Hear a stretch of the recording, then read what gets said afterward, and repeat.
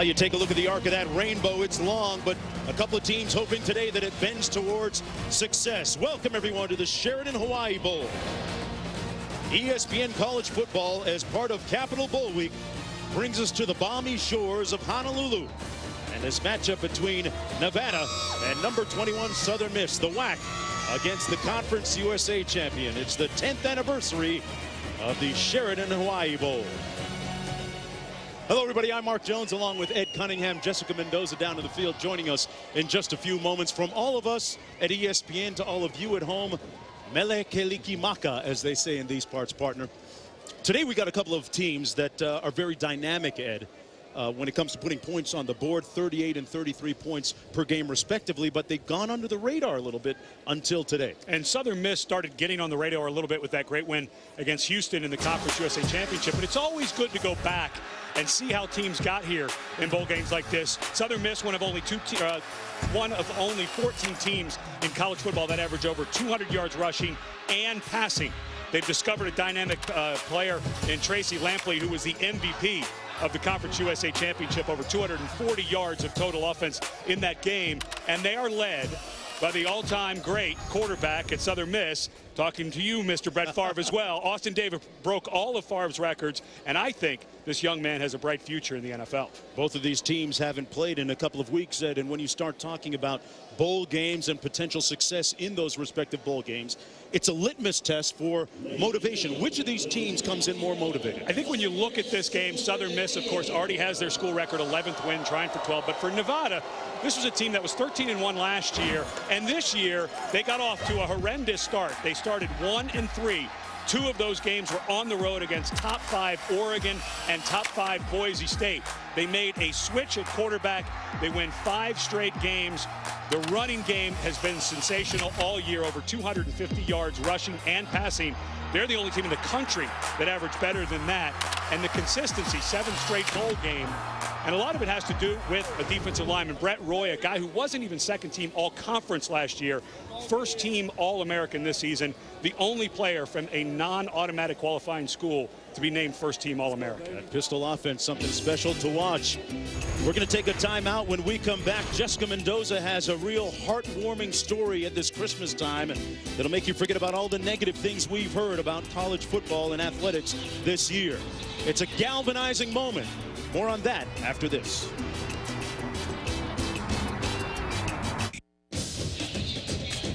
A benevolent sky spattering down on the tropical sands here of Honolulu, Hawaii. A gorgeous day. Nevada taking on Southern Miss. Southern Miss 11-2 coming into the game, but Jessica Mendoza, the numbers really don't tell the story of how this team has come together during the last year. It all goes back to a near tragic incident last year.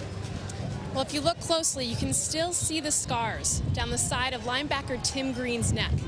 Green, along with teammate Dedrick Jones and former teammate Martez Smith, were shot outside of a nightclub last November. Smith was paralyzed from the waist down, while both Jones and Green were able to return to their football team this past August. I spoke with Coach Larry Fedora yesterday, and he told me this team is as close as he's ever seen them before. That tragedy has caused them to have more chemistry, be more mature, and he said they are the sole reason why that this team has more success than any team in the past. In fact, I spoke with Tim Green yesterday, and he told me that anytime any of his players start slacking off, all he has to do is point to those scars, and they will play with more want and more perspective than they ever have before. And, you know, Dedrick Jones, a young man who wasn't able to get back in the weight room. He was shot in the shoulder until late this summer. And he also had to change positions. He was a defensive end. Dan Dish, the new defensive coordinator, came in, changed the defense. So not only did this young man have to fight back from the gunshot wound, but he had to get his upper body strength back and learn a new position. He'll start for the final time tonight for Southern Miss. Yeah, one of the great comeback stories in all of college football this year, and a season rife with turbulence and a lot of controversy. It's nice to hear about something where the human spirit really has triumphed here. As Southern Miss winning the toss, deferring to the second half. Nevada will receive the kick. And this is Kendall Brock. There's a flag down, and Brock is brought down at the 15-yard line.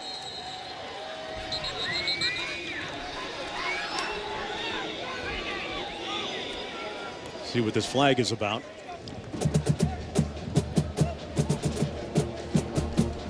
During the return, holding, number 43, receiving team. Half distance to the goal. First down, Southern Miss.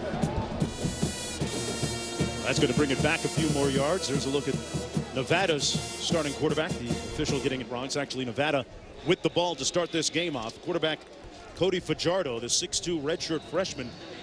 This year's WAC Freshman of the Year, had a good season, completing over 71% of his passes, 6 passing touchdowns and 11 rushing touchdowns.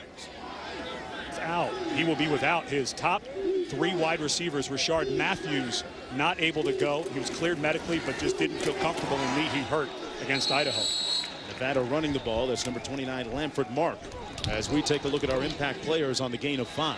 Well, with Matthews out, Shane Anderson still out, and Corbin Laux also out. Lamford Mark will take the charge more at the running back position, and expect Arensi, the tight end, to get more involved in the passing game. 26 receptions on the year, so he can work the middle of the field.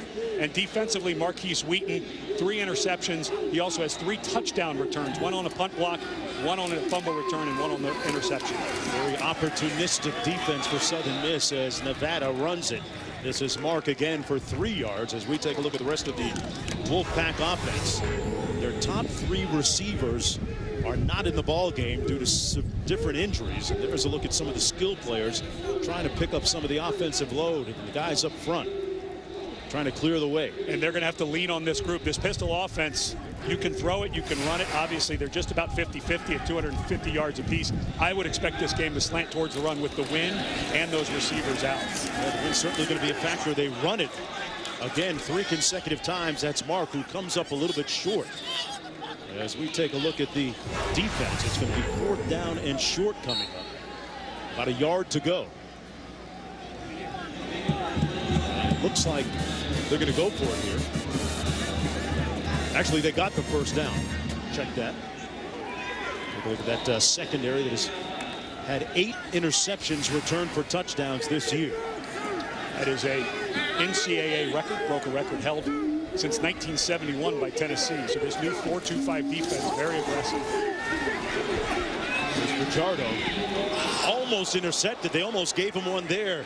Johnson with a near pick. Well, you can hear the wind, and it is seasonably warm here, right around 80 degrees. 78 today in the Honolulu area. In Reno, it's 40. And in Hattiesburg, Mississippi, a balmy 54. But every coach will tell you, rain, snow, nothing affects your game as much as wind. Kicking game, the passing game. That time, you saw the ball come off a little wobbly on Fajardo and almost ended up in the pit. Hands it off to the first man through. For Darrell Law making the stop on Mark, and Law, a.k.a. The Law, as he's dubbed by his teammates, had a great year. First team All-Conference USA. And he's a guy who, frankly, took some plays off early in his career, and the coaches continued to sit him down. He was a running back in high school, very athletic guy.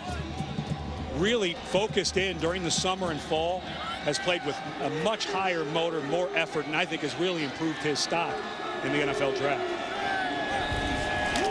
3rd and 11, a little pressure coming on Fajardo. Can't escape and sacked back at the 14-yard line. So this time, Southern Miss stops Nevada. On 3rd, Snowden and Thornton making the stop on the play. Yeah, and you've got Cotton coming in on the blitz, the 3rd safety. When you run a 4-2-5, 4 down linemen, 2 linebackers, 5 defensive backs, you have 3 safeties. So that time, the safety Cotton came down and made a big some pressure and made Fajardo run. Nobody open, and this wind is really affecting the ball. That's whipping up, and this is Lampley on the kick return. Tracy Lampley had a great game in the Conference USA title game. The last time Southern Miss took the field, a 36-yard punt, 19 on the return, and that guy, Lampley, was the MVP of that upset against Houston. Although if you ask Southern Miss, Ed, it really wasn't much of an upset because Austin Davis, the starting quarterback, has put up some outstanding numbers this year. And he's a guy, you know, we were talking at the beginning of the show, teams flying under a radar. I think when NFL scouts start to really break this young man down, I think his stock is going to go through the roof. He's big enough. He's got plenty of arm. The ball comes out quickly. Watch how accurate he is, even in this wind. Well, his receiver unable. Nice jinx. His Gets me on that one, yeah. Valentine unable to corral that ball as we take a look at our impact players for Southern Mississippi. And right out of the gate, they were going to Ballantyne, but Tracy Lampley, you mentioned, a guy who plays running back, wide receiver everywhere. Ballantyne has the best hands on the team, and for Nevada, it's all about Brett Roy up front in that defensive tackle position. This is Johnson running the ball. Picks up about 4 on the play. Burnett making the stop as we take a look at Brett Roy, one of the guys to keep an eye on up front. I mentioned at the start of the show, he didn't even make second-team all-conference last year, and he felt slighted. He used that as motivation because a lot of people may be thinking that Dante Moak, who played next to him, was the reason he had such big numbers. He actually improved his tackles and sacks, even though Moak moved on to the NFL. 3rd and 6. It looked like there was a little movement on the left side of the offensive line. Lamar Holmes, the all-conference selection. False start, number 72, offense, 5-yard penalty, 3rd down. That's a big penalty on 3rd down to go from 3rd and medium to 3rd and long. That might fall on the shoulders of these receivers. They kind of do it by committee, don't they? And Bolden is a 4-3 guy, and Blake Anderson, his offense coordinator, said he runs a 4-3 in every facet, on the track and on the field. This offensive line surrendering just 15 sacks in 13 games so far this year. Davis, incomplete. Intended for number 18, Dominique Sullivan. And now it's 4th down coming up. That wind, it's hard to, I was down on the field. You have no idea. Above the stadium, it's coming across from the far side to the near side, but down on the field, because of the way this stadium is built, it's completely swirling, almost impossible to tell as a kicker, as a passer of the ball, anybody handling, and it could affect long snaps on some of these punts. Well, Gratman, or excuse me, on short snaps on the field goal. And Gratman going to attempt this field goal from 50 yards out. And he pushes this one. It starts right. Curls back in, but not enough. And he misses the first opportunity to score in the ball game. Larry Fedora doing a tricky balancing act of handling the present with the future.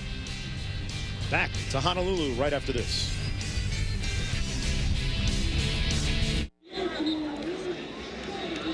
Just underway here in the first quarter from Honolulu in the Sheraton Hawaii Bowl. Zeros on the scoreboard, and Larry Fedora, the head coach of Southern Mississippi, with ambivalent feelings right now as he gets ready to step away from his head coaching duties at Southern Miss after 4 seasons and having a near historic season. One more win would set a school record for 12 in the season, but in his other job, he's already been named the head coach at the University of North Carolina. And when we met with him, he had some interesting comments about being able to juggle the two. We'll get to that after this play. 1st down and 10 for the Wolfpack, and they run it. This is Lamford Mark. And Mark with a nice run, a gain of about 14 for the 1st down. We're talking to Larry Fedora this week, was obviously torn about what to do, but he reached out to one of his mentors, Mac Brown, who was obviously a coach at North Carolina, but has left a couple of programs during his career, and asked him, how do I do this? How do I tell these young men I'm leaving? And Mac Brown told him, tell them this is a family decision. This is something you have to do for your family. And even though they may not understand it now, as they get older and have to make tough decisions for their family, maybe they will. Yeah, it's been a very controversial point of contention of late with a methodology for coaches on how to say, I'm leaving. I think a text would fall under the don't do it that way category. Yeah. And Fedora also telling us that he understands also why, only half jokingly said, why some coaches choose not to coach in the subsequent bowl game after they've been named the head coach in another school. He felt very strongly, though, with this team and how well they played. He felt like he had to finish it off, and I appreciate that decision. Pass incomplete. Number 81, Aaron Bradley, couldn't hang on to it. Sets up a 3rd down and 10. And, of course, this week, Southern Miss naming Ellis Johnson, the longtime defensive coordinator all around the Southeast, who is now giving up his job as defensive coordinator at South Carolina. And I think Ellis Johnson was a great hire. Very steady guy. Guy's been around the game forever. Very calm guy. He has this quiet confidence about him, and he announced in the press conference that he will keep the same offense that Larry Fedora brought, which brought cheers from the small crowd that were there. 3rd and long. Pajaro finds his receiver, Mark, but he's hit immediately short of the 1st down, a loss of 1 on the play. And how hard is this for Nevada? You know, we talked about how Rashard Matthews was missing, but they're also missing Shane Anderson, who's been out with a concussion since middle of November. Corbin Laux out with a fractured foot. And you miss a guy like Matthews, who had 91 catches. He was in the game at the end of the game against Idaho, trying to become the WAC's leading receiver, and unfortunately got hurt because he was still in the game. There's the punt from Hurst. Fielded cleanly at the 10-yard line, a 45-yard punt. Lampley with the fair catch, nothing on the return. And Capital One Bowl Week continuing Monday on ESPN2. North Carolina Tar Heels make their 4th straight bowl game appearance against the Missouri Tigers in the Advocare V100 Independence Bowl.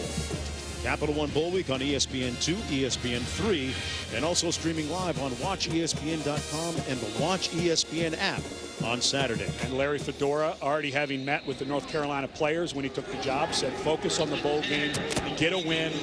I'll see you in the new year, but you better rest up because you're going to need it. Davis with time. Passing in that tricky gusting wind, completes the pass to Kevin Bolden, the team's leading receiver, with 55 catches coming in, and it's 1st down and 10. And you can hear the wind through our mics a little bit too. Pass complete again, a flag down on the play though. Pierce with the catch.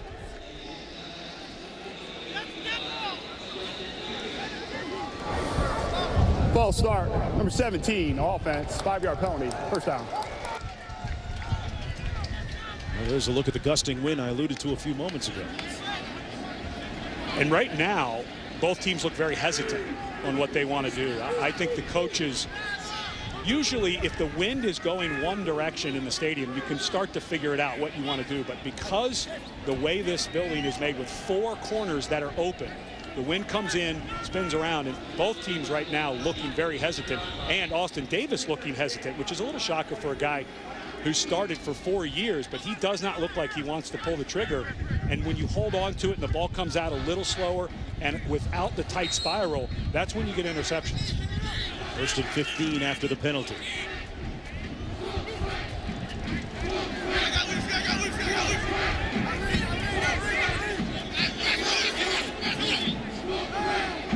Davis out of the shotgun. Hands it off to Tracy Lampley. Picks up 3 on the play. Austin Davis, folks, if you're just joining us, is the first player in Southern Miss history to register 10,000 total yards. He eclipsed virtually all of Brett Favre's quarterbacking records at the school. 2nd down and 13.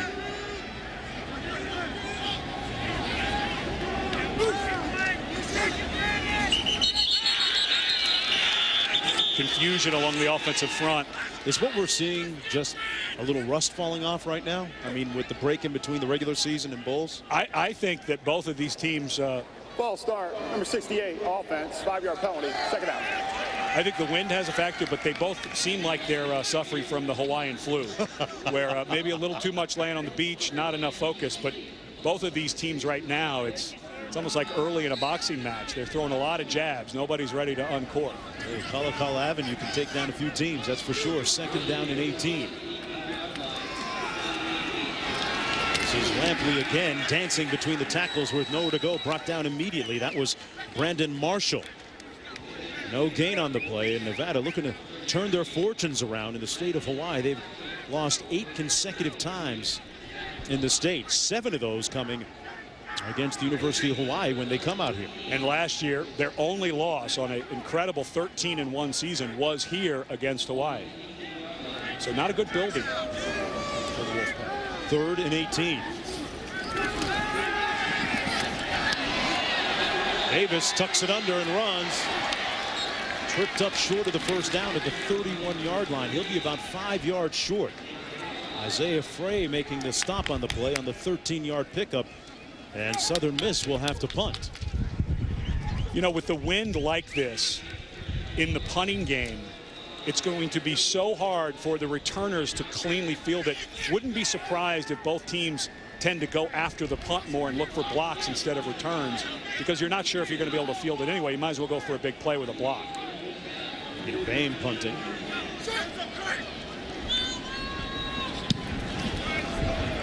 It's off a nice spiral. All the way back to the 22-yard line. It's Wheaton.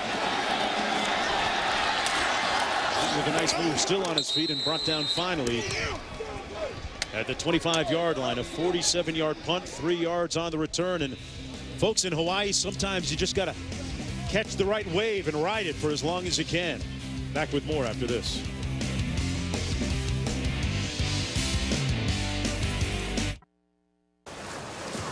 ESPN College Football, the Sheraton Hawaii Bowl, is brought to you by Sheraton Hotels. Life is better when shared. The Volkswagen Sign Then Drive event, where you can drive away in any new 2012 VW for practically just your signature. The HTC Resound, the only phone with built-in Beats audio. And American Airlines. Travel to over 250 cities in 40 countries on American Airlines. Well, this is the bust of the Duke, a tribute to the father of surfing. Duke Kahanamoku is singularly credited with popularizing surfing worldwide during the 1920s. You know, he was also known for his fame as an Olympic swimmer in 1912 and 1920. So, Ed, I know I didn't take surf lessons like I was going to when I got out here, but I went and paid tribute to the statue while I was here. Did you at least swim in the ocean? After my run, yes. Right now, Nevada's offense not looking like they're swimming upstream anymore after that play. That was Nick Hale on the reception. Hale, one of those guys, looked on to pick up some of the offensive load in lieu of Matthews being on. Well, we already mentioned the 3 top receivers are not playing in today's game, but they're also without their number 2 rusher, Mike Ball, who was dismissed from the team back in November.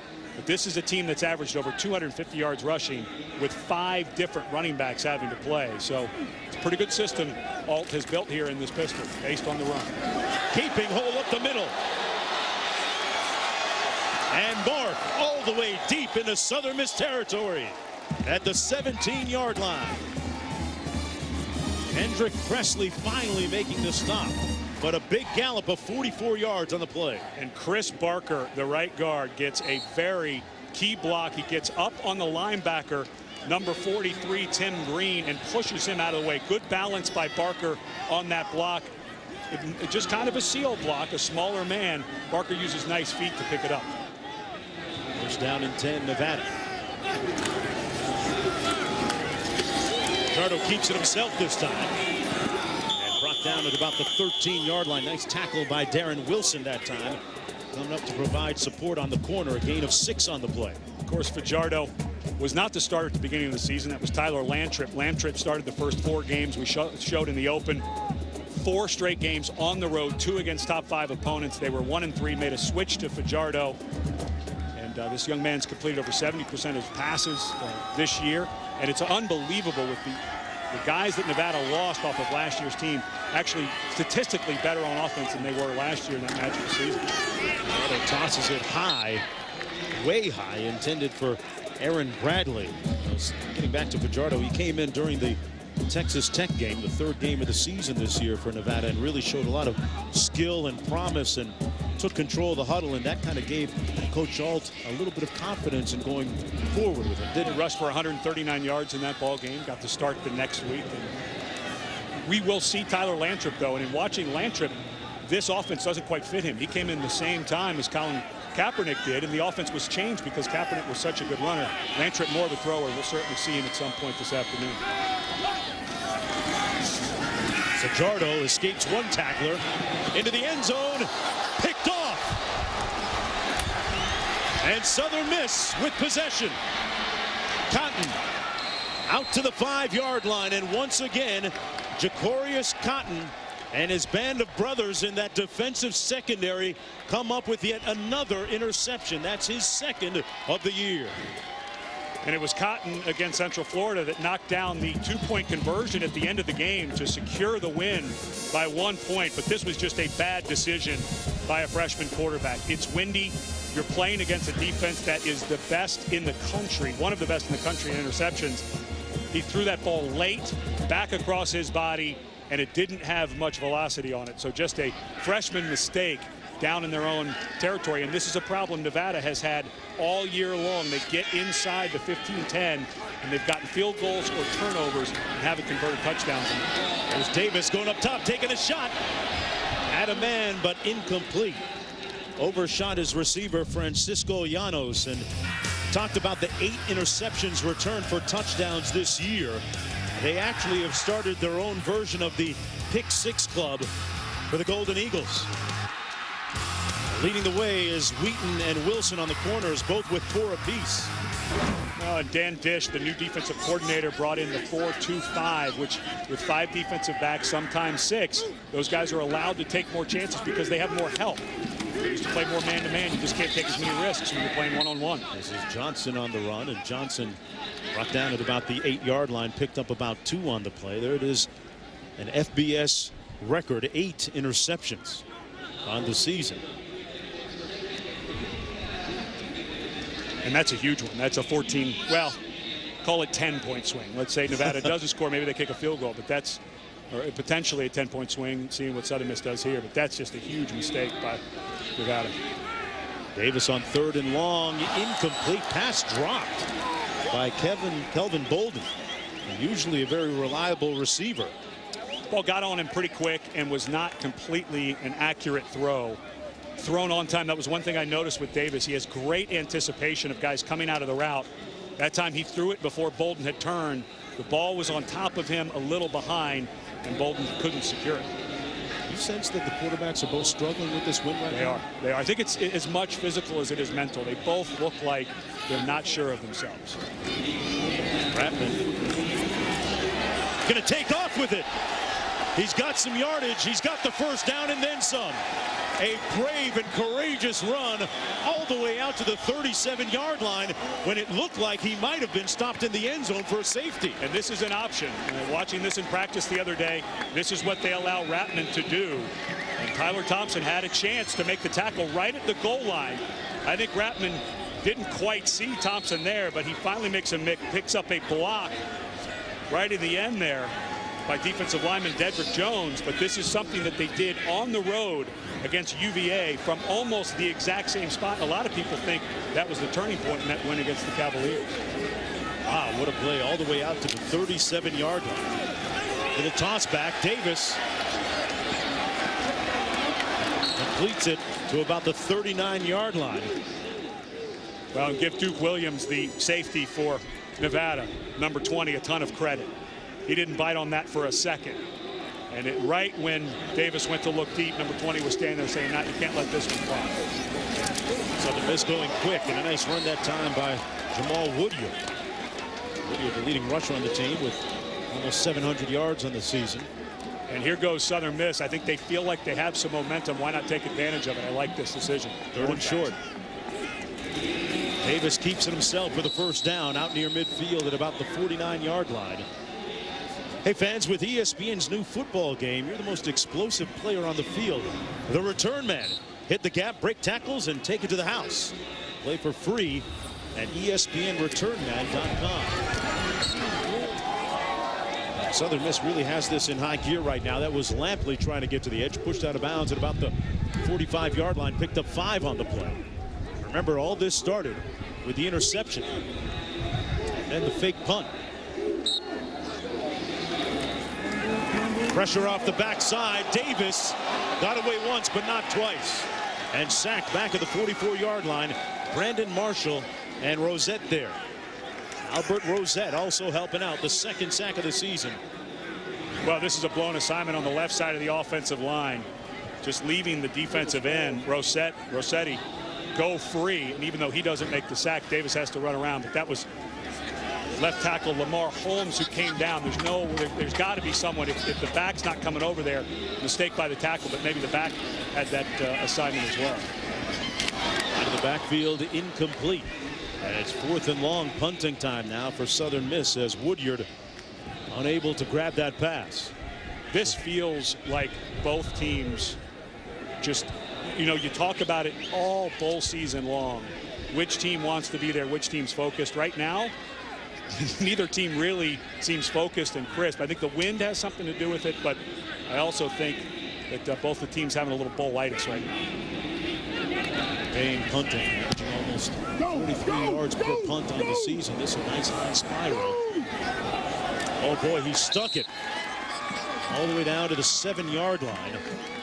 A 49-yard punt, nothing on the return, and it's something that's afflicted maybe all of us during the last several days. The Hawaiian flu. Catch it, baby.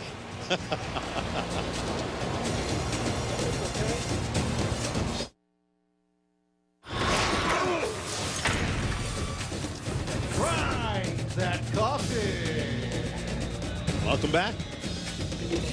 This is what they do in Honolulu at Luau's. Tell you what, you got to move that moneymaker pretty good, and Jessica, it becomes an education and concentration for the coaches, right? Oh, guys, the list has been long for all the things that the Southern Miss football team has done this week in Hawaii. They went to a luau. They spent 2 different days at Pearl Harbor. They went to a water park. They had the day off on Monday to do whatever they wanted, and they also had a barbecue on the beach. Guys, they are enjoying Hawaii, and they've definitely had a good time this week. Well, it becomes a balance, though, sometimes in how to weigh the two things off, which is always a tricky balancing act for the coaches. The first down and 10 for Nevada. That pistol, the handoff to Mark. And what was it like as an experience, you as a player, going to a bowl game and having fun versus keeping it a business trip? I felt like I played for Don James, who I think maybe had the best bowl plan that I've ever seen, where we always did our work first thing in the morning. We were at the bowl. So you knew practice started at 7 a.m. We didn't have curfew until the last 2 nights before the game. But if you have to get up at 5 to get taped for practice, you tend to go in a little early, and we got all our work done before noon, and then he cut us loose, and I felt like that was a good plan, and we were always pretty focused. Wolfpack running it again, a gain of about 3 yards. Mark again. So did he end up having a little bit of fun then? Is that the moral of the story, or was it more business? Well, I was 4-0 in bowl games, and I had a blast. Okay. Of course, the last one, my senior year, we were playing in the Rose Bowl for the national championship. I didn't really do much. I went to the required things, but that was a little different focus than the other games we had played in. So that's when you're playing for a huge prize like that. 3rd down and 5. Southern Miss looking for school record 12th win on the season against just 2 losses. Wolfpack looking for their 8th win. Fajardo, incomplete. Intended for Trey Session, and broken up nicely by Darren Wilson. And watch how quickly and definitively Fajardo throws this ball. He catches the snap, sets his feet, lets it go. He does have a good arm, but you see that ball wobble a little bit. When he gets tentative, if that ball is going to wobble, this wind's going to tear it up, and they're going to have trouble. That one looked a little better, and that's all the former Nevada quarterback from back in the 60s talking to his young freshman, but they're going to need him to throw like that. Get your feet set, let it go. You cannot be hesitant in this one. First punts it, and Lampley falls for the fair catch. On Nevada's side of midfield, a 35-yard punt, nothing on the return, and the best starting field position of the afternoon. And I say afternoon because it's only 3:42 Hawaii time here for Southern Miss. Austin Davis, boy, what a great story. You talk about him being a former walk-on, was actually recruited at Southern Miss as a baseball player as well. His brother Bo played baseball at Southern Miss. He won the Bullsworth Award for the top walk-on in the country, and that was named after Brennan Bullsworth. He was an All-American walk-on from Arkansas. First down and 10.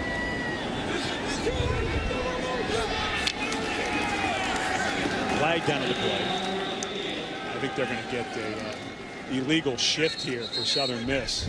Johnson brought down after moving the pile a little bit, picked up a few yards. Illegal shift, offense. 2 men were in motion, did not get set before the snap. 5-yard penalty, replay, first down. Desmond Johnson, the running back, never got set. Let's take a look at the quarterback stats brought to you by Dove Men Plus Care. And boy, when you get compared to Brett Favre, it's always a good thing statistically. And I think as Austin Davis goes along, Favre was a 2nd-round draft pick. I'm not sure that Davis goes quite that high, but in watching him, looking at the tape, I really think his stock is going to go up as teams start to familiarize themselves with this young man. So walk-on came as both a baseball and football player to Southern Miss. Snap infraction, offense, number 52, 5-yard penalty. Wow. First down.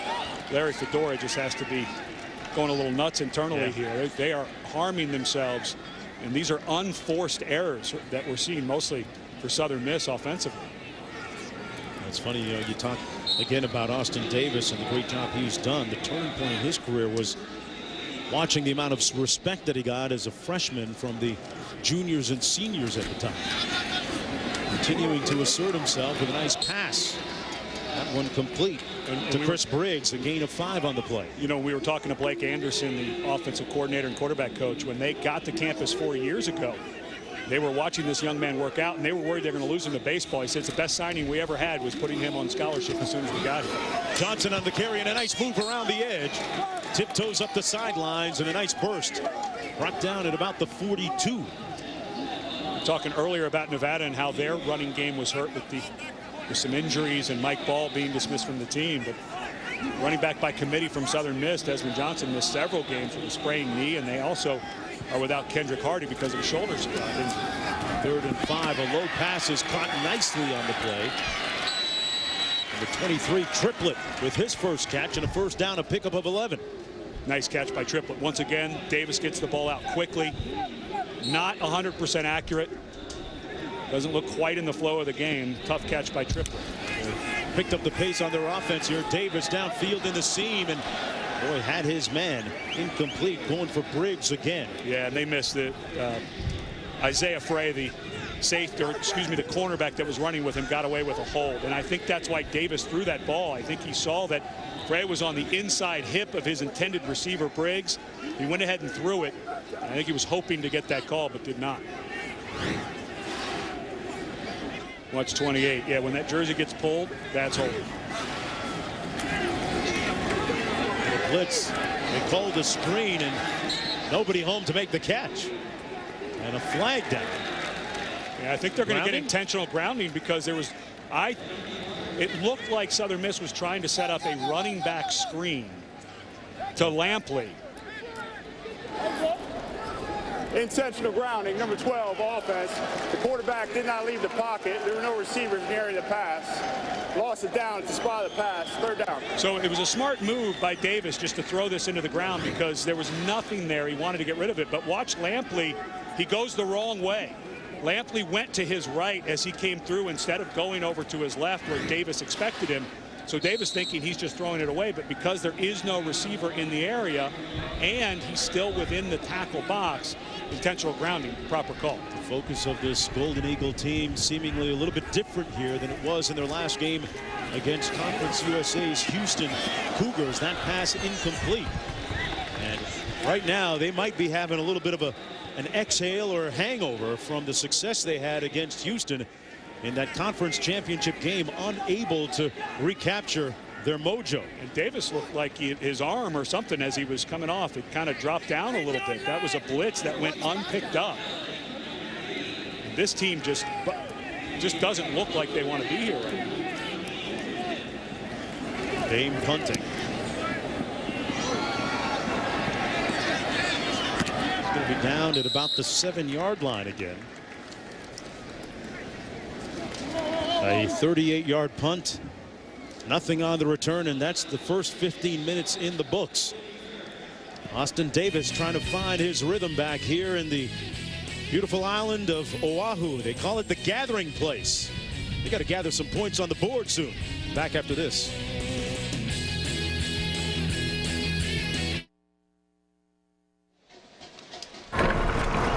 Welcome back, everyone, to the 10th anniversary of the Sheraton Hawai'i Bowl. And look at the respective distances for the two teams, 4,200 and about 2,600 miles. Either way, Eddie Cunningham, it's not a short hop. And what kind of effect does it have on your legs coming over here? Well, if you're here long enough, you usually can overcome that. But listening to the list of things that Jessica mentioned that Southern Miss did and their performance so far, I think that 4,000 plus miles is still wearing them down a little bit. Windy day here at Aloha Stadium in Honolulu. Back for the second quarter. Nevada with the football. Missing their most potent weapon offensively in this game, Rashard Matthews, out with an injury. They run it on first down. It was Mark. He's brought down immediately on the play. Second down and long coming up for Nevada. It's Raheem Nunez getting some time in there. A guy who has not played a ton this year. Makes a nice play. Was awfully excited about it.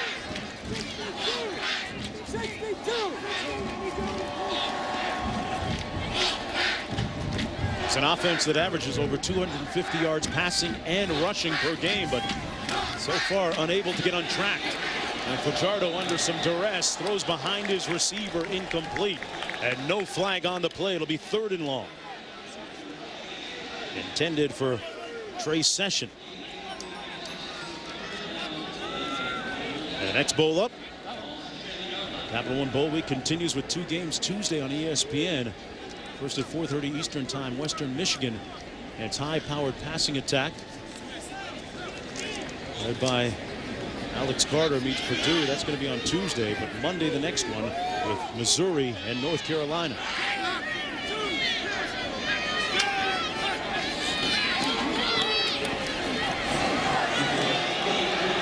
That pass incomplete. They'll have to punt in a blink, and intended for Aaron Bradley. And for Chris Ault, who calls the plays for Nevada, this has got to be frustrating. You think about all of the guys. Rashard Matthews, 91 catches, led the WAC. I mentioned he was in the game against Idaho in that 4th quarter in a blowout. A lot of people wondering why he was in. They were trying to get him to be the #1 receiver in the MAC, but he's out. Corbin Laux is out. They'd already been missing Shane Anderson. Tough going. Oh, they come after the punt, and they got it. Southern Miss blocks the punt for a touchdown.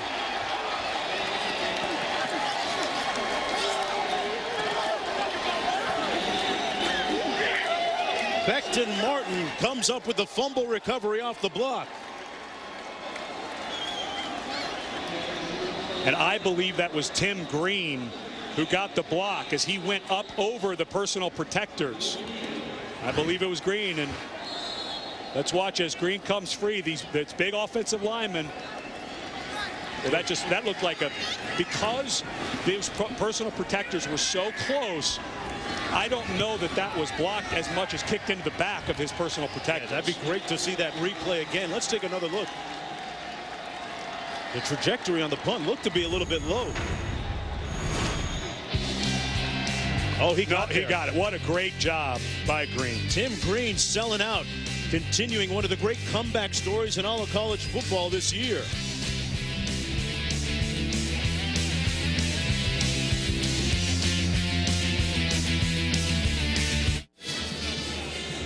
Big moment a few seconds ago. Tim Green blocking the punt, resulting in a touchdown. Ed, how did it happen? And watch how Jake Hurst gets very close. Watch the distance come together as he goes to punt. Typically, you tell your personal protectors they have to move up a little bit. And because Hurst is standing right behind them when he kicks, a great athletic play by Tim Green, times it perfectly, gets his hand out and blocks it. And what a great story for the senior. Comes back from a gunshot wound to the throat, and as a senior in the bowl game gets a block punt for the first score of the game. They've had 25 different players now score a touchdown this year. 13 non-offensive touchdowns for Southern Miss. So you can almost imagine their defense coming onto the field sometimes telling the offense, hey, just hold them. Just hold them until we get back on the field. Great athletic play by Green. You see guys do that all the time where they time it out to make that jump, and it's rare because of those big bodies that you're able to get there. But a little bit of a mistake by the punter, seemed to get just a little too close to those personal protectors. First points of the game coming on special teams for Southern Miss. On return, this is Khalid Wooten. And Wooten wrapped up at about the 19-yard line by Thompson. Let's go downstairs to Jessica for more. Well, speaking of Tim Green, everything that he's been through, one of the other players and teammates that was shot, Martez Smith, is at home with his family on Christmas Eve watching this game. He talked to Tim Green this week and said, hey, enjoy this. It is a blessing for you to just be there. Have that perspective. Tell the team to enjoy it. You're in Hawaii, you're champions, and just get that bowl championship. A great moment for these players to share as a team. First down and 10.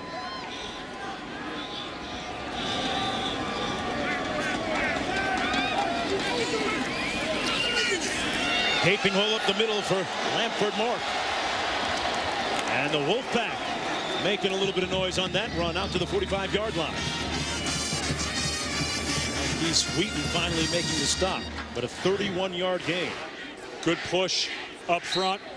And once again, just great feet by Chris Barker, flopping the offensive line, this time lined up at the left guard. But Barker, a really good athlete for 305 pounds. That time got a hit on the nose guard and then was able to work up on the linebacker Snowden. On 1st and 10, Fajardo completes it out of the backfield.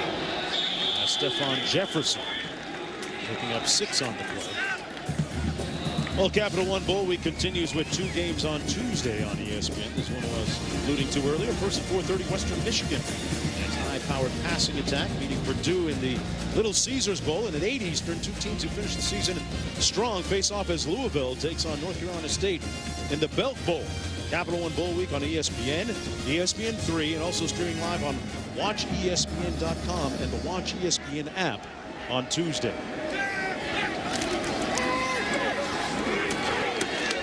Nice rope thrown on 2nd and 4, complete to Bradley. Wheaton making the stop and a 1st down on the pass. And Fajardo seeming like he's getting some more confidence in his throws. I mentioned earlier Chris Alton was a quarterback in college. He still coaches that group and calls the plays. But he seems to have figured it out a little bit here with this wind in the 2nd quarter. I think it goes back to, even though it was an incomplete pass earlier deep in their own territory in the 1st quarter, remember that nice crisp throw he had, starting to look like that more. Fajardo keeps it himself and takes a hit at the 37-yard line from Cotton. It jarred his pads loose, and you know, when you talk about the offensive system that they run, head coach Chris Alt of Nevada says that the pistol offense really has been the reason, the barometer for their success through the years. You know, when you study the pistol, the first thing you see is obviously the quarterback not in a true shotgun.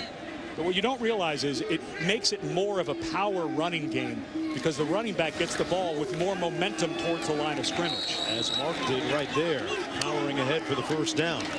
When you see a true shotgun run game in the spread, typically the running back is standing right next to the quarterback. So when he's handed the ball, he's at a dead stop. And in this, the pistol offense, it's more like the quarterback being under center, where the running back has some momentum towards the line of scrimmage. This is basically an inside zone run team, very much like what Oregon does. But because the quarterback is in front of the running back has a little more speed towards the line of the scrimmage when he gets the ball. There he is. Pass complete. And hit immediately by Johnson. It was Session taking the blow. 2nd and 10 coming up. Actually, it's going to be a loss of about 4. And Johnson lined up on the outside. He's just off the frame here. Because his man came in motion, he's with him because there's 5 defensive backs. He never got fooled by the motion of Trey Session. That's just seeing the formation, that's practice, seeing what they like to do. Good recognition by Johnson.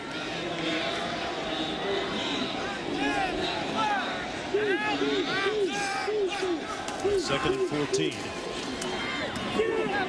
Fajardo completes it. And a nice run after the catch by Aaron Bradley. We're at the top of the hour. I'm Mark Jones along with Ed Cunningham and Jessica Mendoza down on the sidelines. Here's what's happening now. Nevada playing its last game as a member of the Western Athletic Conference. They'll move into the Mountain West next year and ahead. Southern Miss seeking its first bowl win since 2008, and head coach Larry Fedora's last game on the sidelines.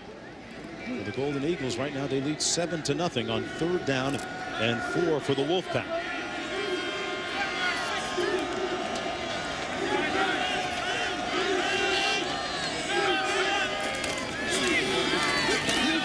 Fajardo hands it off and down to the 25. Mark picks up about 4. And I think this is go for it time 4th down here. Yeah, for Nevada. They have Allen Hardison back.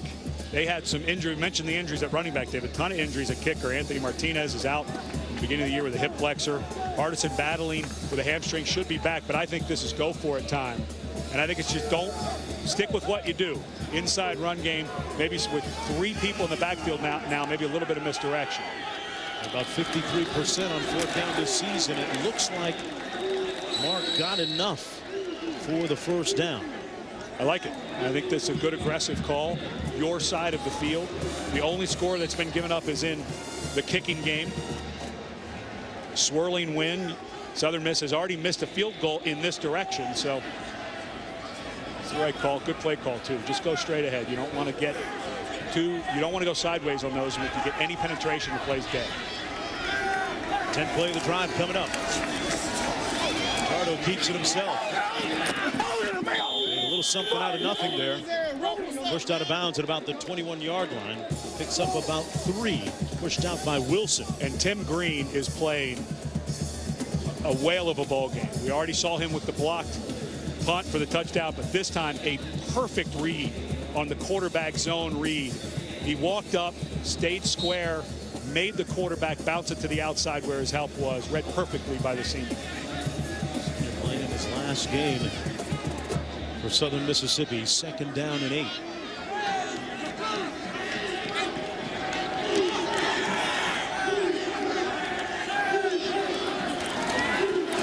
Three-step drop. Fajardo completes it to his receiver at the 15-yard line. That was Bradley working against Marquise Wheaton. He doesn't even look like the same quarterback from the first quarter. Ball's coming out. It's a tight spiral. It's getting out quicker, more confidence. And I give the coaching staff and Chris Alt a lot of credit. This young man looked like he may have been in his head a little bit at the start of the game. They got him settled down, and now you're starting to sense, even with his top 3 receivers out, why they made the change 4 games into the season. Looking at the reigning WAC Freshman of the Year.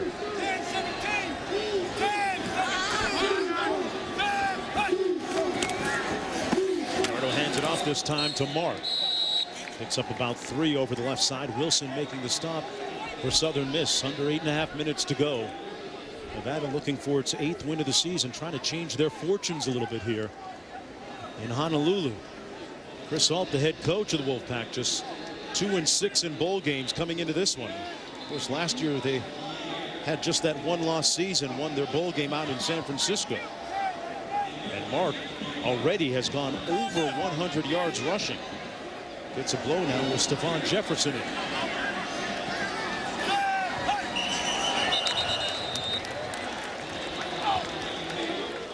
Now, because of a offsides by Southern Miss. Khalid Wilson making contact. Offside with contact. Number 95, defense. 5-yard penalty. 2nd down. Now you get into 2nd and short inside the 10-yard line. I've got to assume this is a throw it to the end zone down. I think maybe you get Fajardo moving. They've already done 1 bootleg earlier in the game, but I think you could take a shot into the end zone here.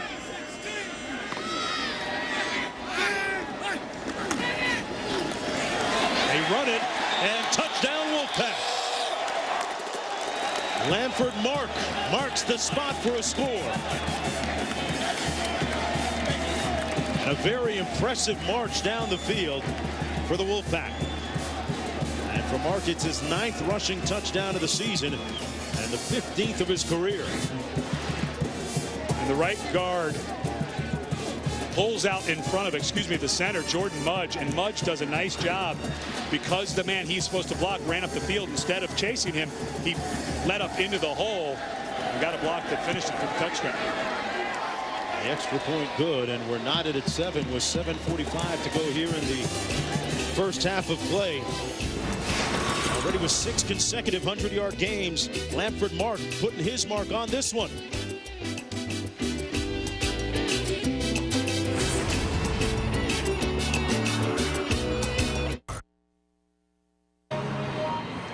ESPN College Football, the Sheraton Hawaii Bowl, is brought to you by Hawaii Tourism. Create your own perfect moment with special travel offers at gohawaii.com/vacation. The Lexus December to Remember sales event for a limited time at your Lexus dealer. Vonage, sounds good. And Contraband, starring Mark Wahlberg and Kate Beckinsale, in theaters January 13th. Season's greetings from all of us at ESPN to all of you at home. Mark Jones chopping it up with Ed Cunningham and Jessica Mendoza down to the sidelines. Tied at 7. Ele Keliki Maka, as they like to say here in Honolulu. Season's greetings. And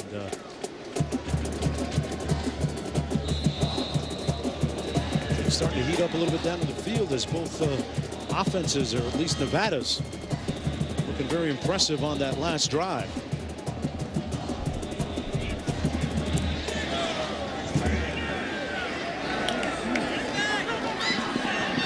Esther on the return. Popped up at about the 26-yard line, 15 yards on the kickoff return. Well, folks, this week on Monday Night Football, a key NFC South divisional game. Matt Ryan leading the Falcons against Drew Brees and the Saints. The Saints-Falcons on ESPN's Monday Night Football at 8:30 Eastern, also available live on Watch ESPN. The Saints looking at potentially that number 2 seed. This one of the best games of the year, one of the best matchups of the season on Monday Night Football. Coverage begins at 7 with Monday Night Countdown served by Applebee's. And the first guy I thought of when I started studying Austin Davis was Drew Brees. Built like him, throws like him, feels like he has a command of the field like him. Here's a double reverse and nothing happening. Wolfpack sniffing that one out. Staying home on the play. Johnson making the stop on Bolden. James Michael Johnson, a young man who's been invited to play in the Senior Bowl, which of all of the All-Star games is the most important. The Senior Bowl is coached by NFL coaches. There are more scouts, more coaches for the NFL at that All-Star game than any of the others. So a real good chance for him down in Alabama to make his mark. Got one more clip for the highlight reel there. 2nd and 21.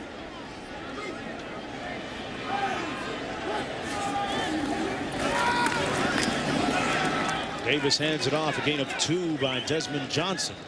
So it's up 3rd and long now for Southern Mississippi, for a team that put up 38 points per game this year. Ed, things arrhythmic right now.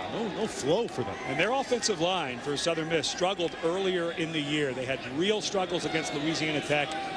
They had struggles against Marshall in that loss.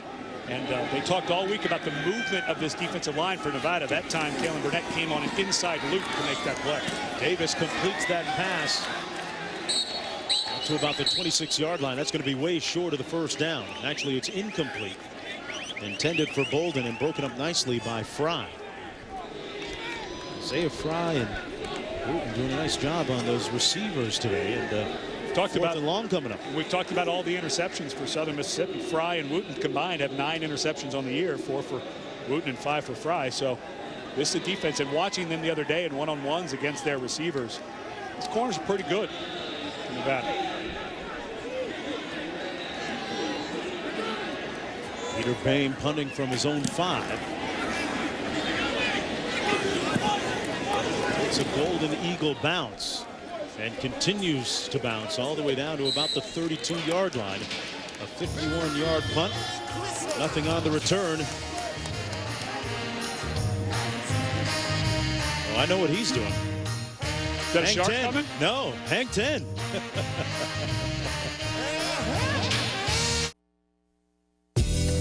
You know, Hawaii is the only U.S. state that grows coffee. There are over 6,500 acres in coffee statewide, and annual production is 6 to 7 million pounds of the beans.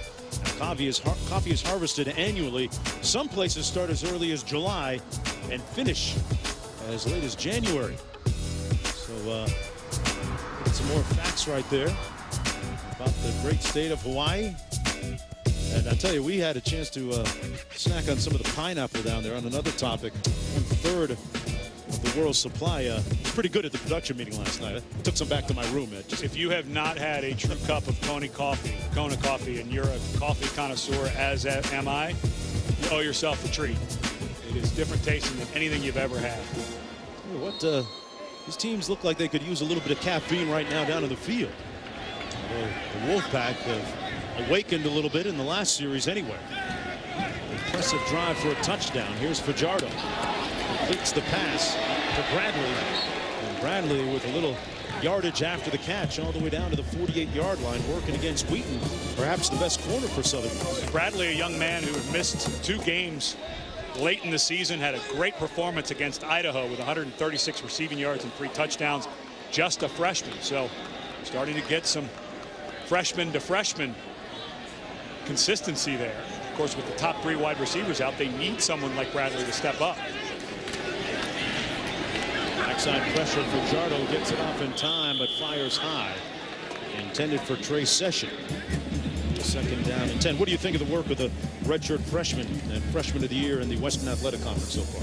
First quarter looked bad. It looked like he was out of sorts. The ball was not coming out of his hand on time. He made the bad decision down inside his own 10-yard line that resulted in interception. But since the end part of that first quarter, the You saw Chris Alt talking to him.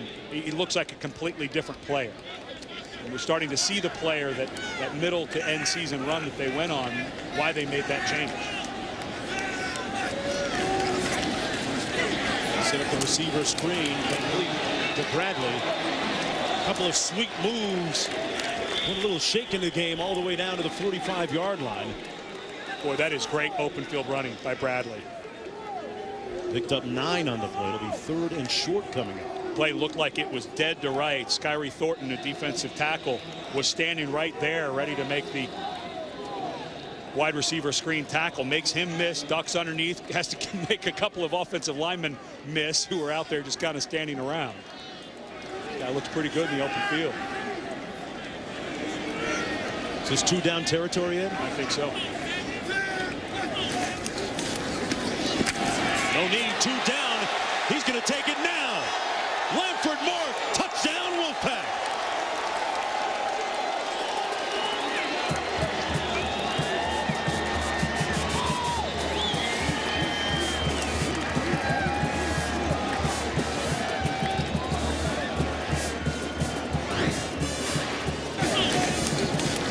This play with a backside guard pulling up in the hole has just gutted the Southern Miss defense. Mark doing a nice job just staying on his track, making little moves. He's not making big moves. But that play right there has been the demise of Southern Miss so far. Lamford Mark heading towards a career day. You know, the last time he played in Honolulu, it was a bowl game. He made his first career start, and boy, he's turning it all the way back and having a good afternoon here. What does Larry Fedora do next? Looking for a button to press.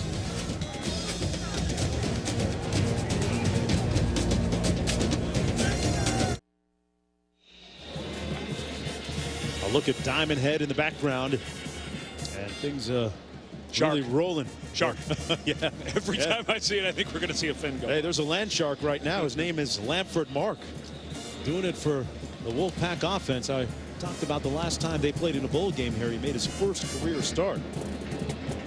For over 100 yards in that ball game as well. But got the start as the season wore on. It's been a long road for Lamford Mark. This is a young man who blew out his ACL last year, November of 2010, fought his way back, had mono late this summer, had a chest injury that kept him out of the first 4 ball games. And as you mentioned, 6 games now in a row over the 100 mark. Very lucky he didn't get called for a 15-yarder there with his Superman cape opening. But Mark, I don't think that anybody who studied either of these teams thought it would be this easy to run up the middle against Southern Miss. But with their 3 top receivers out, Nevada going to that inside run game, and Mark is running all over the Golden Eagles. Yeah, the balance of the Wolfpack offense paying dividends right now. They lead 14-7. A short kick down to the 9-yard line. This is Hester on the return and making like another Hester. Playing on Sundays. Hester, one man to beat, and he fumbled it. Nevada recovers. And the Wolfpack have the ball.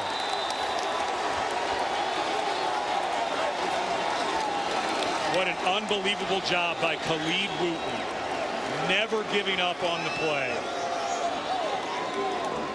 Tracked him down from behind. And what a turn of fortune after a great kickoff return. And this is exactly what you coach. Great speed when he saw the opening, but watch Wooten, number 2 on the left side there, chops it right out. Great hustle by Wooten. A huge break for Nevada. Thaddeus Brown making the recovery. Just right on the ball, perfectly timed. The ball being carried fairly well. It's not like that ball was out and loose and away on the ball carry, but Wooten just hammered it right at the perfect time. Fajardo tucks it under and pushed out of bounds at the 40-yard line. We saw the fumble, and you've preached and you've taught this year about 4 points of pressure when you carry the ball. How many do you think he had there on that kickoff? 3. Got a little away from his body. Hester let that ball get away, and that happens when you're full tilt. You always think, oh, I'm okay, and you let that ball go away from you a little bit. But that was just wonderful play by Wooten. It wasn't completely sloppy ball carrying. I just think Wooten timed that perfectly, hit the ball right at the right time as the runner was bringing the ball up. So that force met the downforce, ball comes out. 2nd and 6. This is Hanford Mark again over the left tackle. Mark with 6 consecutive 100-yard rushing games, and a little too early, pardon me, for Hester and his teammates to hang their heads right now. Still only a 14-7 game. Now, what would a score do here with just under 4 minutes to go in the first half for Nevada? I would be for Nevada. We got this. You can hear it in the audio there. We got this. They're starting to feel their confidence. Hey, you know what? We're just better than these guys right now. And I think another score for Nevada. I just don't know what Southern Miss is going to do.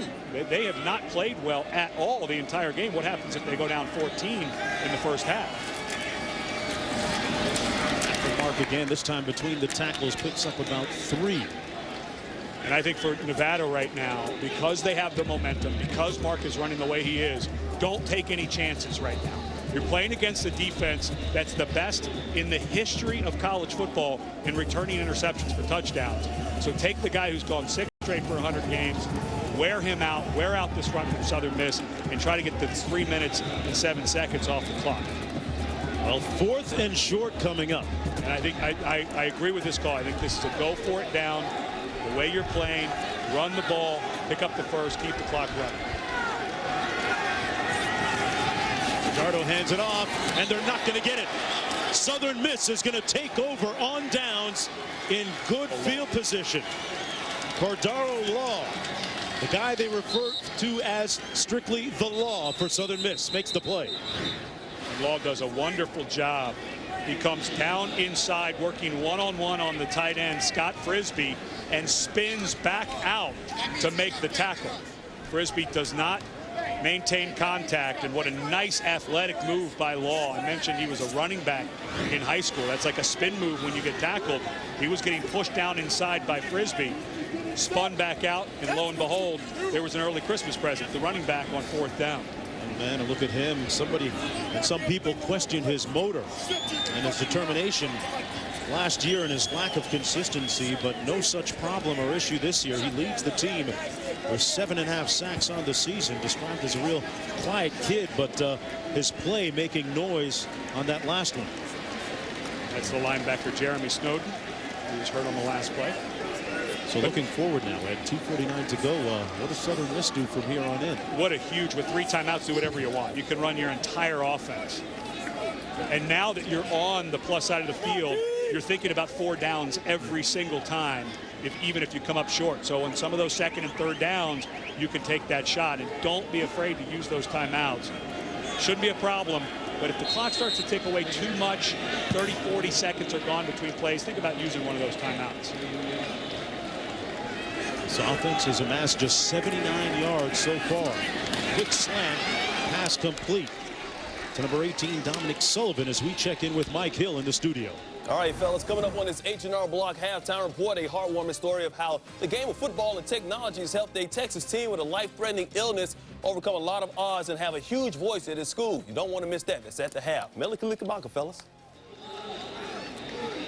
Hey, Mike, you spit that out real smooth and quick, man. Same to you. 2nd and 7 after the run by Tracy Lampley. Full timeouts remaining. 3 remaining for Southern Miss.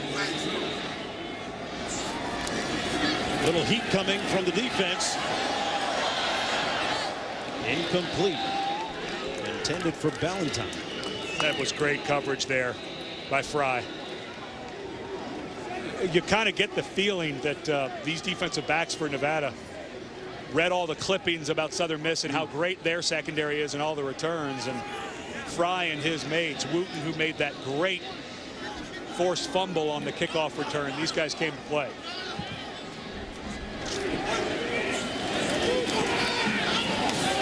On the run into the boundary, nowhere to go. That defense swarming on Tracy Lampley. 4th down coming up. Southern Miss is just sleepwalking through this game. They get a big play.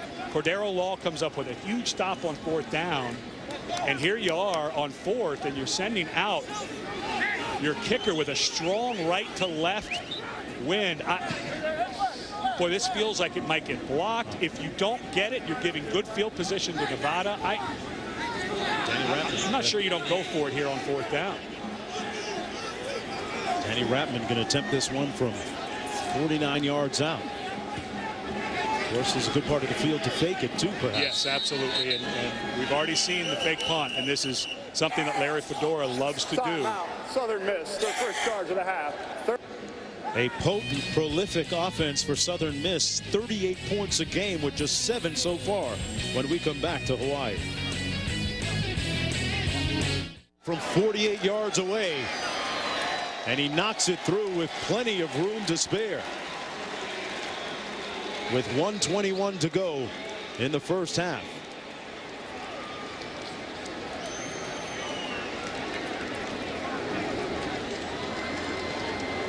Let's take one more look. Ratman, a young man who had a sensational year last year. His first team All-American, hit 26 field goals, which was a Southern Miss record. Had a rough start to the year, has not been very good from beyond 40, but he hit that ball very well. He hit the ball earlier well, too, just pushed it a little bit to the right. You got to remember that Southern Miss took over on downs on that 4th and short gamble by Nevada that didn't work out. Well, that arc of the rainbow is long, and the team's hoping that it bends towards something good at the other end of it.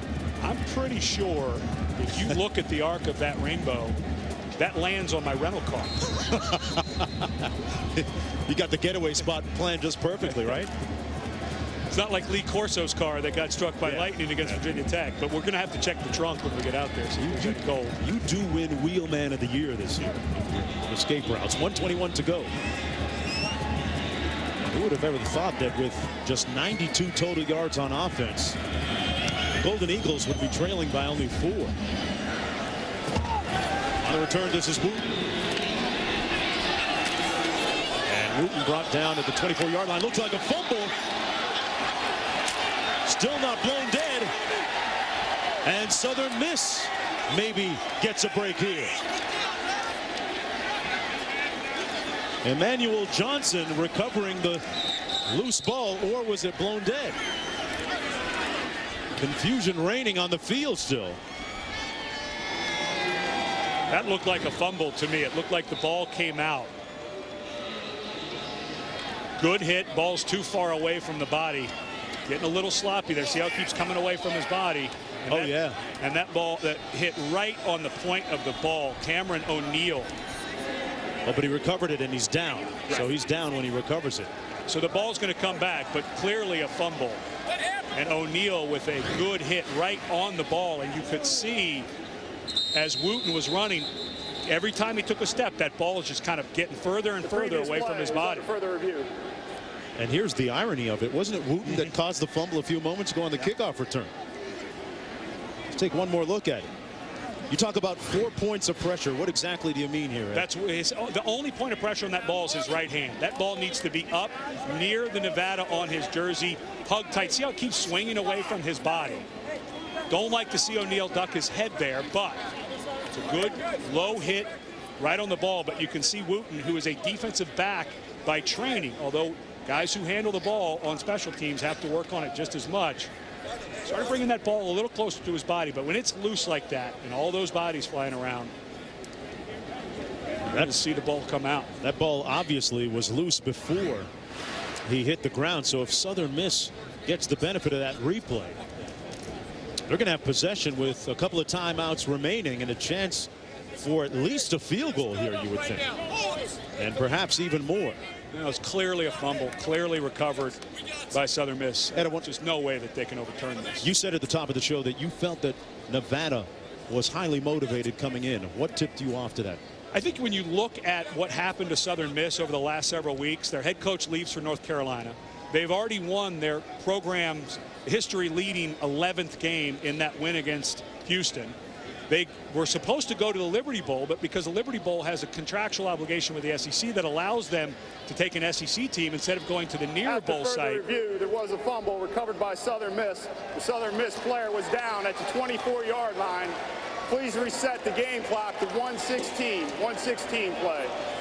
And you looked at Southern Miss and thought, are these young men going to be focused? They had to come 4,000 plus miles. Not a lot of their fans could make it because they came to Hawaii instead of going to Memphis just a few hundred miles up the street. But now, because of some turnovers, they're able to get back into it. Let's see if they convert. They didn't when Law made the 4th down stop. Let's see if the fumble caused by O'Neal turns into points. Big 7 today excuse me. have been all non-offensive plays. Big one, the punt block for the touchdown. You take a shot right away here? Why not? You know, you see that momentum come. Take it. Bolden and Ballantyne, their most dangerous receivers. Davis throws it out of bounds. The closest person to it was Desmond Johnson.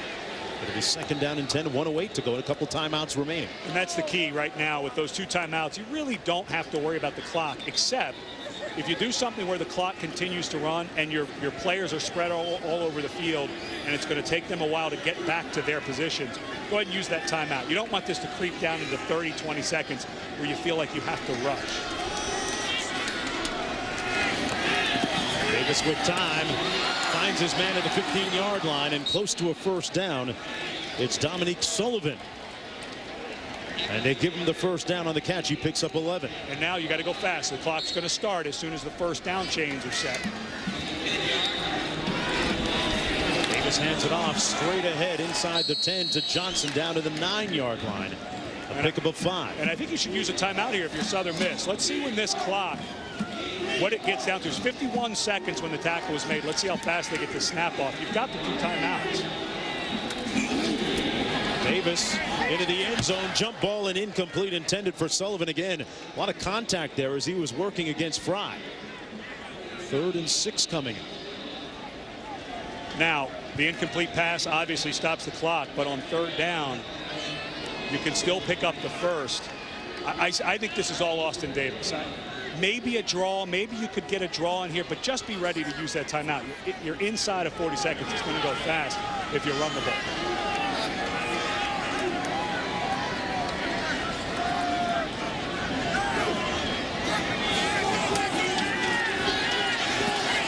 Davis caught from behind and brought down at the 11-yard line. There's a flag down on the field in the end zone. Timeout. Southern Miss, their 2nd charge of the half. 30 seconds in line. And I believe they're going to get Thaddeus Brown in the back of the end zone for defensive holding, but Davis has got to go. You know, he went to take off and then he stopped. If he goes, I'm not sure he scores. Pardon me, that's Fry. Yeah, that's holding. No doubt about it. Can't blame Fry, though. If you're beat, it's going to be a touchdown. You might as well get the hold. This is going to be an automatic 1st down. Big break for Southern Miss. Holding, defense number 28. The penalty will be enforced half the distance to the goal line. 3rd down. Pardon me. It's not an automatic 1st because it's defensive holding, not pass interference. So Davis gets a little bit of a break. Half the distance to the goal. You're going to be 3rd and short. And I think this 3rd and short, to me, down here, you're thinking 7, not 3. This feels like maybe you try a fade. You do have some height advantage on the outside with your receivers. Ballantyne, perhaps the tallest of the group. He and Sullivan. Sullivan, number 18. He's out top. He looks Sullivan's way. Incomplete. Looked like it hit him in the hands, but he didn't seem like he turned around in time. Well, and this is what's called the back shoulder fade, where usually when you run the fade, you lob it up. But this time you throw what's called a buzz throw. It's a flat throw coming in fast. What great. Not quite pass interference. I like the no call that time. Fry was in great position. Yeah, the hands were there, but he was not changing the body of the receiver, Sullivan. So you're looking at 4th down and 1, Ed. 24 seconds to go in the 1st half, and Southern Miss burning its final timeout, it looks like. What do you like coming up here, and how many plays do you have to run with that much time remaining, 24 seconds, and no timeouts? Well, because you're so close to the end zone, I don't think you're as worried about the clock as you are getting this 1st down if you don't score. To me, I think you go for it here. I don't think you kick the field goal. It's a bowl game. It's Christmas Eve. what are you going to gain kicking a field goal here? I think you need a touchdown the way your offense has been playing. It has been playing great to take advantage of that. But I think you can run the ball here. I think you pick up the first down. There's no way that Nevada, I think, is thinking about a run here. So maybe it's a run. If it ends up in a field goal, is that a loss for them? No, because you're only down 1 point. But I just feel like your team has not played well. They seem like they have bowlitis. Go for it here on 4th down. Good decision. Keep an eye again on Dominique Sullivan. 6'4". He's a tall target. They run it. Davis keeps it. Gets enough for the first down. And now the clock becomes an issue. No timeouts remaining, remember. And you don't have to spike it here. You can throw a quick fade. And Southern Miss, they're gonna eat some clock here. They're not quite set. 1st and goal.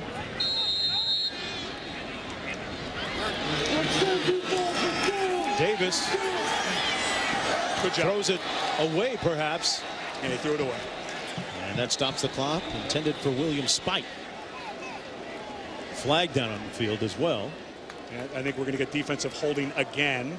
Holding, number 8, defense. The hold was against an eligible receiver.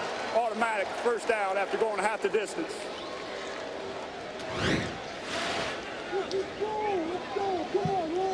That is holding, because that's exactly who Austin Davis was looking for. 1st and goal, 15 seconds to go. No timeouts remaining for Southern Miss. I don't think you can run the ball. You're right at that stage where if you run it, it takes a while with no timeouts. You may run out of clock. With 15 seconds, you can run as many as 3, maybe 4 plays if you go fast. They go empty, passing formation into the end zone. Touchdown! Caught by Lampley. And fisticuffs thrown. Boy, this is bad. I think we're going to have an ejection here. Marlon Johnson appeared to throw a punch.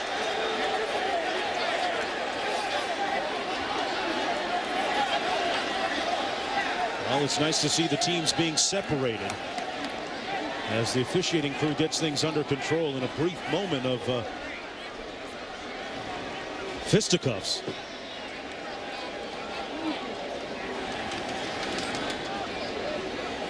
Lampley in all of this with his 4th touchdown catch of the season, the 5th of his career. But the flags and the penalties may prove to be a little bit more significant, even more than the score at this point, depending on what the outcome is.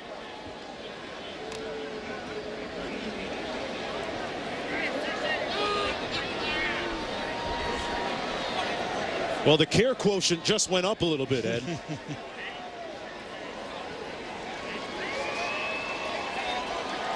If you're a Golden Eagle fan, this is exactly what you needed going in at halftime. Something to get going. Just offensively, you've been in mud the entire first half. The play resulted in a touchdown. After the play was over, personal foul, number 8, defense. Personal foul, number 68, offense. Those fouls canceled. The extra point will be attempted from the 3-yard line. So the penalties against Joe Duhan, the starting guard, and Marlon Johnson, the DB. Here's one more look at it. And by the way, it was a great catch. Yes, and a wonderful throw by Davis. But watch as they get up. Pushes him in the chest. And then right there, well, it was a push in the face. Boy, it looked to me there at the end that Johnson did throw a punch. He's really lucky he didn't get ejected from this game. Right from the start, he shoved one player in the chest, shoved another player in the face, and then it looked to me like he threw a punch. Well, they're going to go to the replay, it appears, and now they're going to take a look at this. Well, you can't review a penalty, so this is about the touchdown. Let's see if Lampley has control of the ball as he lands. Remember, it's all the way through the catch. Does that ball move? Yeah, he had it. It looked like he had it. Let's see again. Once he hits the ground, watch if that ball moves. Now it looks like to me like he's got it. And because there is no indisputable video evidence that the ball did move, take one last look here.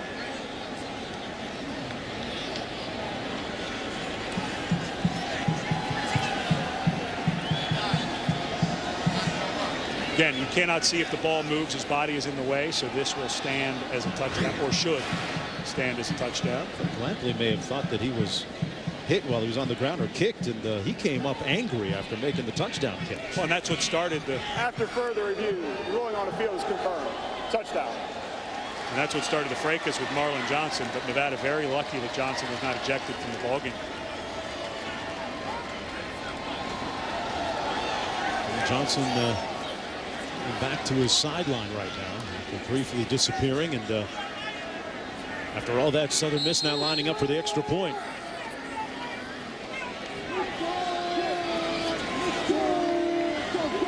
Sometimes it takes that one defining moment. It takes that one provocation that wakes you up and gets you jump started. And Southern Miss, a lot of guys around the ball. As Johnson goes and starts shoving people, people started coming towards, and the Southern Miss coaches on their sideline did a phenomenal job of not letting this thing get ugly. That's a punch right there. You just have to toss Johnson. But watch the coaches immediately start stopping them. You've got to be careful. You cannot run into a fight like that. Things like this could transition into next year. Your conference could take punitive measures if you were to get involved with that. Nice job by Southern Miss coaches to keep that under control. All this with 12 seconds to go in the first half. And all this resulting from the fumble recovery that Southern Miss, boy, they might be arguably the most opportunistic team in college football this year, with all the interceptions for touchdowns, and in this game a blocked punt for a touchdown, and they're able to turn this turnover into a touchdown. They've scored 10 minutes in the last 109. 10 points in the last 109. 12 seconds to go. Now you think for Nevada, I would think Southern Miss is going to squib kick this, and for Nevada, don't do anything risky. Yeah, the momentum changed a lot there in the last couple of minutes of the half, but try to get greedy here.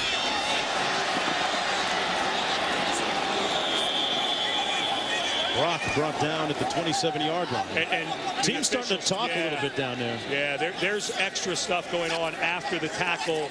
The officials need to, I think, at halftime, maybe go address both teams and say, knock it off. This has got to stop. It's going to get ugly.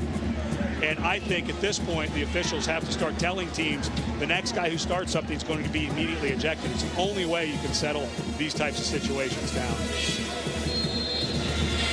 Well, earlier, we were questioning the motivation of the respective teams, and if you took a snapshot of the last 30 seconds, you'd have to say that right now they really are, got a lot of equity in this, invested.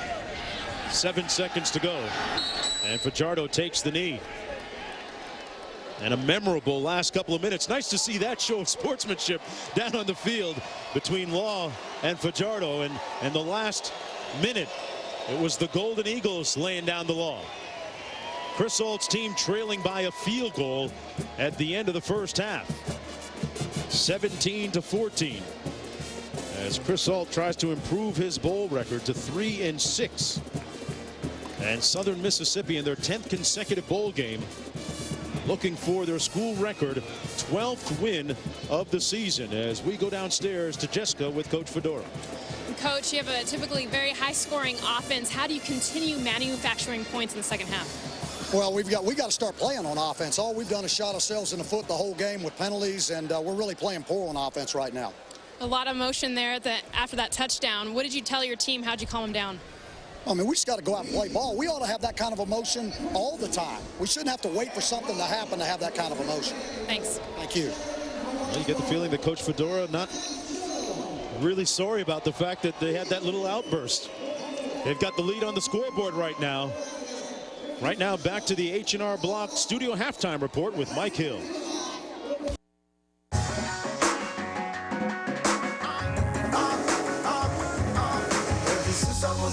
I've been dreaming about this. 'Twas the day before Christmas, and all through the island, the creatures were stirring with prints in the sand. Nevada, what do you wish for? Alternatives, choices, nothing more. Alas, you're not alone for this Christmas mystery. Southern Miss relishes a chance at school history. Well, in truth, a win would be nice, especially right here in paradise. This is one gift you must not ignore. A pre-Mele Kalikimaka fable in store.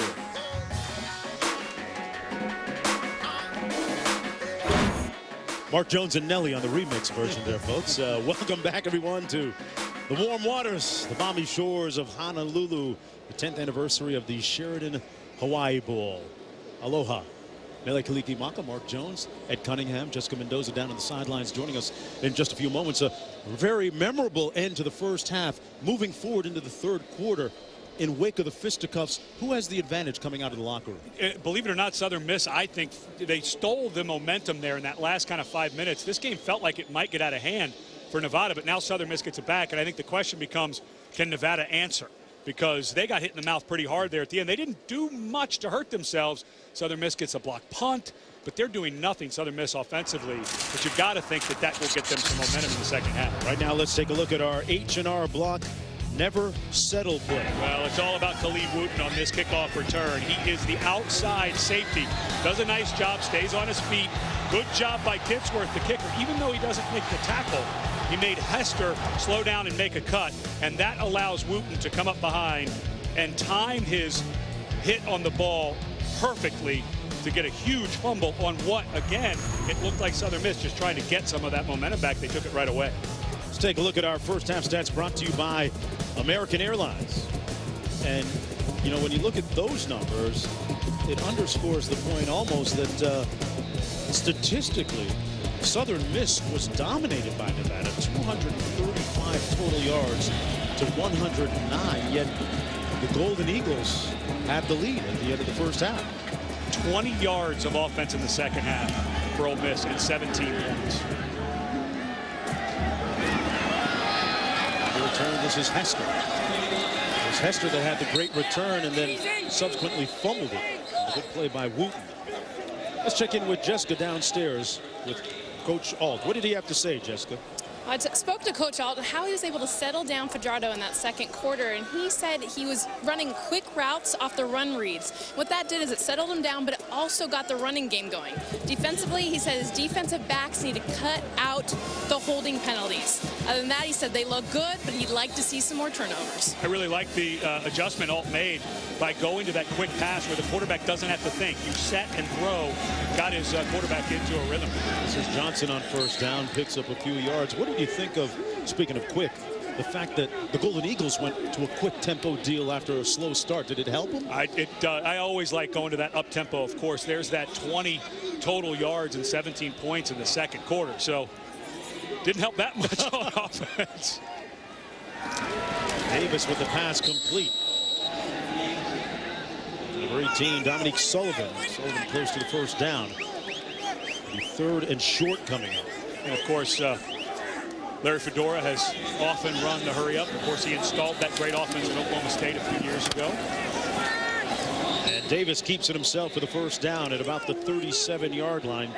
Austin Davis, the starting quarterback. He's been a 4-year starter for Southern Mississippi.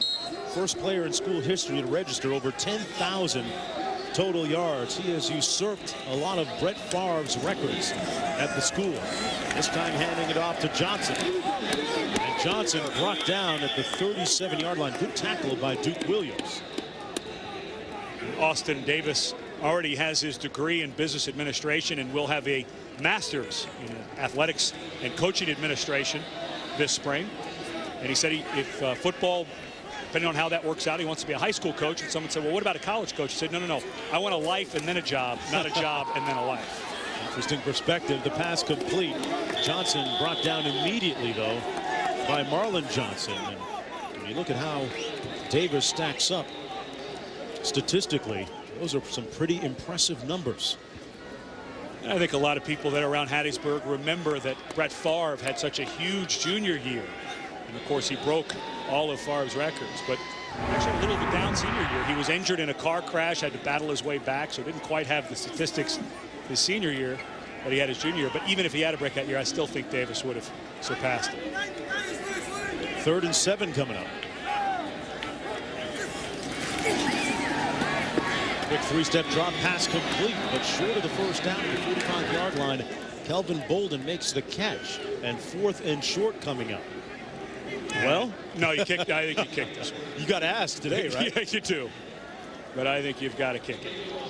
But it looks to me like Blake Anderson and Larry Fedora have gone to what Chris Ault did with their quarterback, Austin Davis. Each one of those throws was a set and throw.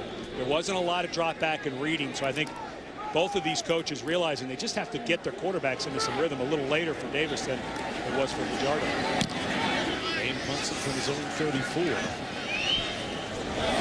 Takes a Southern Miss bounce. And they've done a nice job at getting downfield to cover punts so far today. This one will be down to the 5-yard line, a 51-yard punt. And no return. And Nevada's offense, led by the reigning Western Athletic Conference Freshman of the Year, the redshirt freshman, Cody Fajardo, has 95 yards to go. 6'2", 205 yards. Completed over 71% of his passes on the season.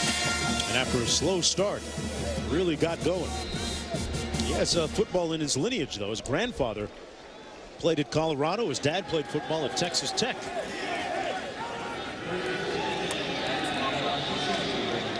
On 1st and 10. Hands it off to Mark, who had a very productive first half. Not so productive on that play. Stopped up by Law. Mark went for 163 yards in the first 30 minutes. Wow. Law having none of it that time. And it was Law who made that big stop on 4th down to get a little momentum back that led to a field goal. Didn't have to pick up much yardage. They were out just around the 50-yard line. So Law starting to become a leader, make some plays for this Southern Miss defense. Fajardo completes the pass. Number 32, Nick Hale, picks up about 3 on the play. 3rd and about 6 to go. What do they do here? And if you're Southern Miss, you're thinking slant. You're thinking someone on the outside is going to run a slant. That's where Aaron Bradley is lined up to the right, and also number 82, Trey Session. This is a down and distance. If you hit a slant at 4, 5, or 6 yards, typically the receiver's momentum's able to come. So if you're going to throw it on time. If you wait, remember the Southern Miss defense loves to break on the ball. That secondary has 8 touchdowns made from interceptions this year. Fajardo couldn't get it off in time, had some heavy pressure up front, and it was tipped by Law. Great read by Cordero Law. He was on a rush, he was unblocked, and as Nevada tried a misdirection screen back to the left, Law does an excellent job of reading this. Watch on the top of your screen, comes inside, sees that it's going to be a throw over the top, was able to get his feet back underneath him and get his hand up. But Fajardo's got to throw that ball just a touch early. Lockman all ready for a touchdown. They came after him again. Runner goes down, but no flag. And it goes out of bounds right around midfield. As Jake Hurst went down, but referee wasn't buying any of the flop. A 35-yard punt. And the Golden Eagles going to start off with good field position when we come back. Well, Jake Hurst, the punter for Nevada, isn't a drama majorette, but I think he might have a future. Well, we had a block earlier in the game, but watch as a Southern Miss player nudges him. Goes for the knee. And watch as he looks back to see if there's a flag. Just jogs off. Nope. And Alan Eck, the referee, had waved it off. Hurst went for it all. Nice job by Eck, though, not calling that. Clearly not a penalty. But might as well try, right? Yeah, World Cup quality flop. First down and 10. Davis hands it off. They like to throw this. This is Pierce. And it's incomplete. Quentin Pierce is a former high school quarterback and has thrown a couple of touchdown passes off that play. Not that time. 2nd and 10 instead. Well, both secondaries. You saw Nevada earlier on what looked like was going to be a long throw on a fake pass. Why just cover it that time? The exact same thing. But both teams with good secondaries, and I think Nevada defensively played better than anybody expected them to. This is nice going so far. Davis on the toss. This is Lampley, and a good tackle in open space. Brought down at about the 48-yard line. Folks, the NBA back on ABC and ESPN, bringing you 4 games. Christmas Day starts NBA countdown at 2 Eastern on ABC. Then at 2:30 Eastern, it's ABC, a rematch of the finals. LeBron, Wade, and Bosh against Dirk and the crew, the Mavericks. And at 5 Eastern, ABC's the Chicago Bulls and Derrick Rose taking on the Lakers, Magic, Thunder, Clippers, Warriors. ESPN, ESPN3, and the Watch ESPN app.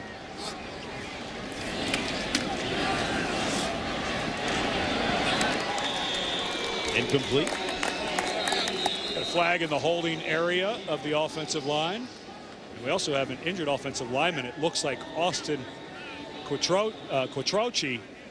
His right arm's a little dead. He was banged up in the Conference USA Championship game, and Jonathan Gary, the backup, had to come in. Hands to the face, number 99, defense, 15-yard penalty, automatic, first down. And that's Sam Foster. Instead of the hold, you get the illegal hands to the face, but Quattrochi is not looking like he feels 100%. And the way he's kind of dangling that right arm, it's the snapping arm. He's had a couple of snaps today that looked a little dead. Let's see if it affects, especially because Southern Miss works out of the shotgun so often. Let's see if it affects his snap. 1st and 10 coming up.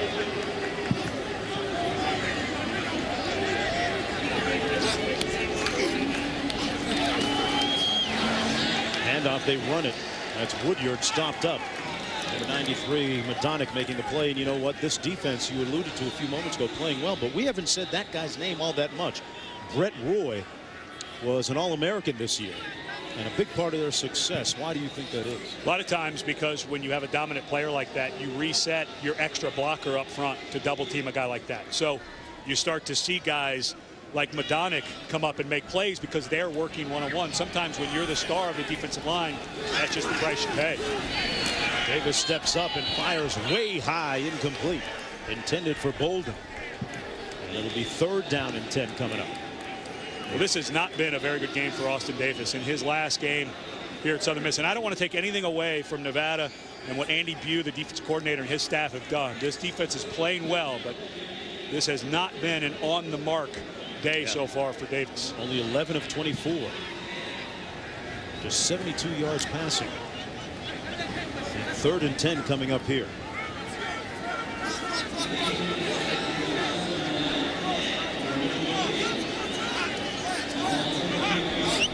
Woodyard in motion. Davis taking a shot up top. Incomplete, intended for Sullivan. He was working against Khalid Wooten. And it's 4th down coming up. And Sullivan made an error by slowing down during his route. He was running a go route. I don't think he thought Austin Davis was coming his way. And about midway through his route, he slowed down just a touch. And because of that, was overthrown. As a result, Ratman comes in to try and attempt this field goal. 2 of 31 in the season coming in. Has one already today. And he pushes this one off to the right from 48 yards out. So Nevada's defense coming up with a little bit of a win there. They'll have the ball coming back when we come back to Honolulu.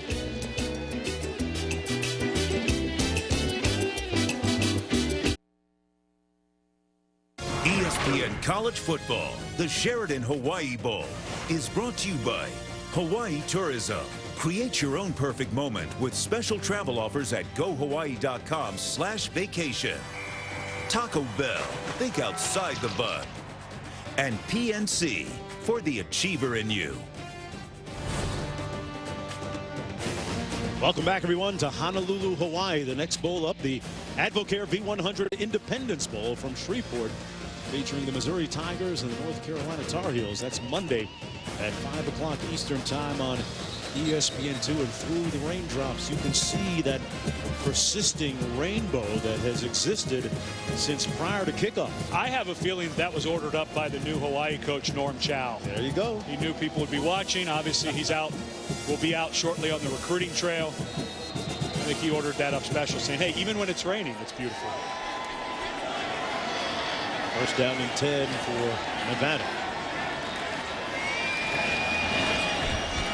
Fajardo keeps it after the ball fake and is upended at the 33-yard line. What do you make of the hire of Norm Chow for Hawaii, as McMacken actually had a year left on his contract here? I think it's a terrific hire. He's a guy who was born right here in Honolulu, Hawaii, has recruited much of his career on the islands when he was at all over the country, with BYU, USC. He's so well respected that I think he's going to be able to keep some recruits here in Hawaii. Some key guys won't go to the mainland now.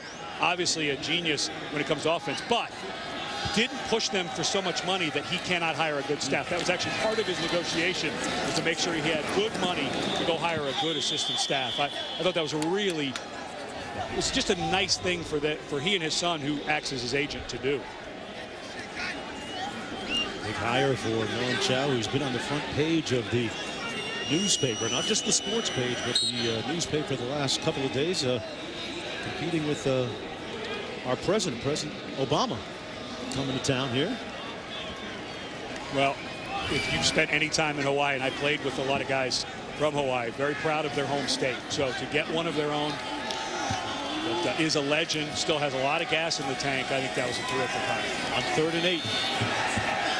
Flag down. They're going to get thrown out of bounds. They're going to get Mudge for holding. Mudge usually playing center, now playing guard today. But he was working against Cordero Law, and Law has kind of taken over the game a little bit up front for Southern Miss. Yeah, the Law has won. Here's the call. Holding, number 71, offense. Penalties decline. 4th down.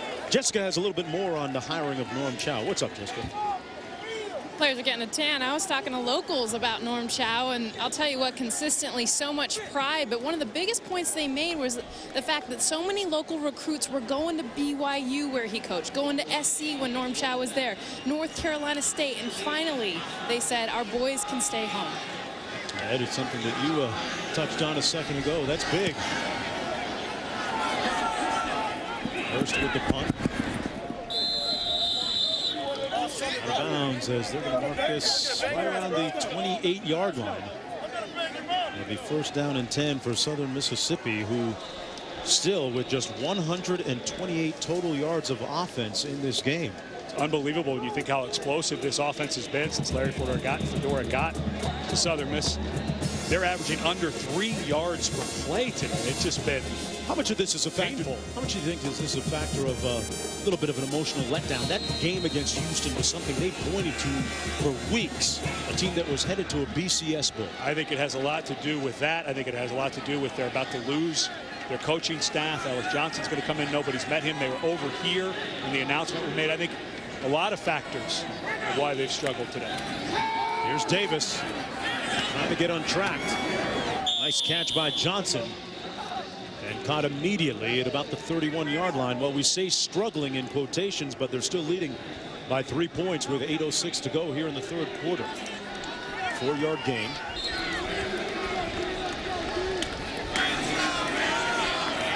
There's Johnson again. Turns it north-south. And they'll set up about a 3rd down and 3 to go. What do you like next, Ed? Well, they've been trying to go to the quick pass. So, 3rd and short, spread them out.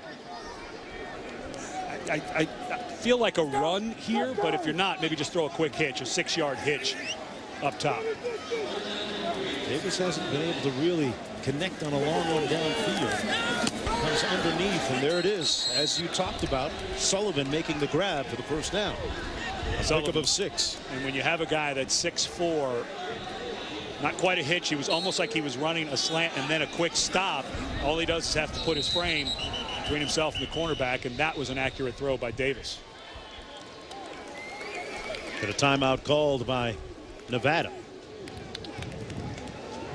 Former quarterback Dominique Sullivan, pretty good as a receiver right there. More when we come back.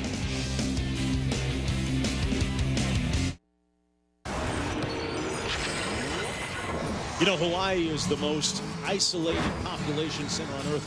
2,390 miles from California, 3,850 miles from Japan, 4,900 miles from China. The Hawaiian archipelago spans the distance of 1,523 miles, making Hawaii the longest island chain in the world.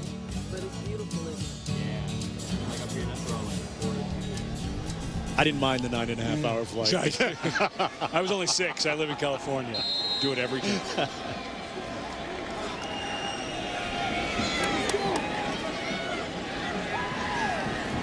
This team's trying to cap off their season in a positive way. Davis having some good running for him, picks up the first down. Well, it is Christmas, so from all of us to all of you, a Merry Christmas in Hawaii. They like to say Mele Kalikimaka, Spanish, Feliz Navidad, Joyeux Noël. Nice. 6 years of French in school will do that for you. And Latin, I'm not going to try that one.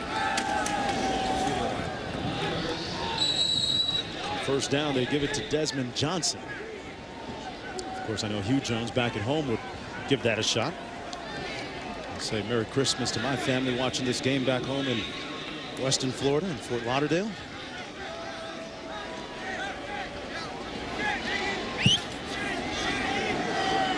Approaching 6.5 minutes to go. Second down and 10 for Southern Miss.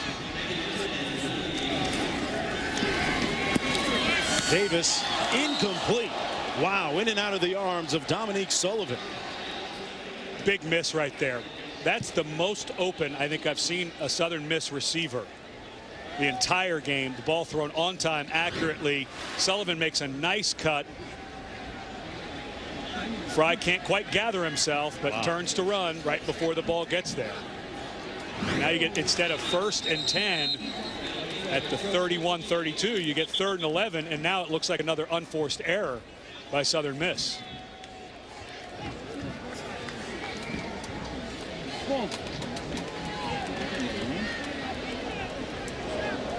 Offside, number 47, defense, 5-yard penalty, 3rd down. Take that back. It was Roy jumping into the neutral zone that's called.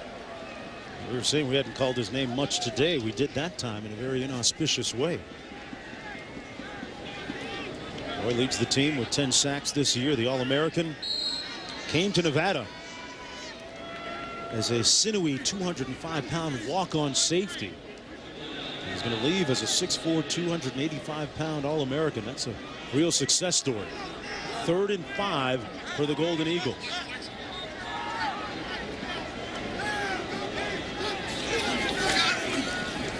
A little pressure coming. Boy, Sullivan zigged, and Davis thought he was going to zag. Incomplete, 4th and 5. This offense just cannot get out of its own way.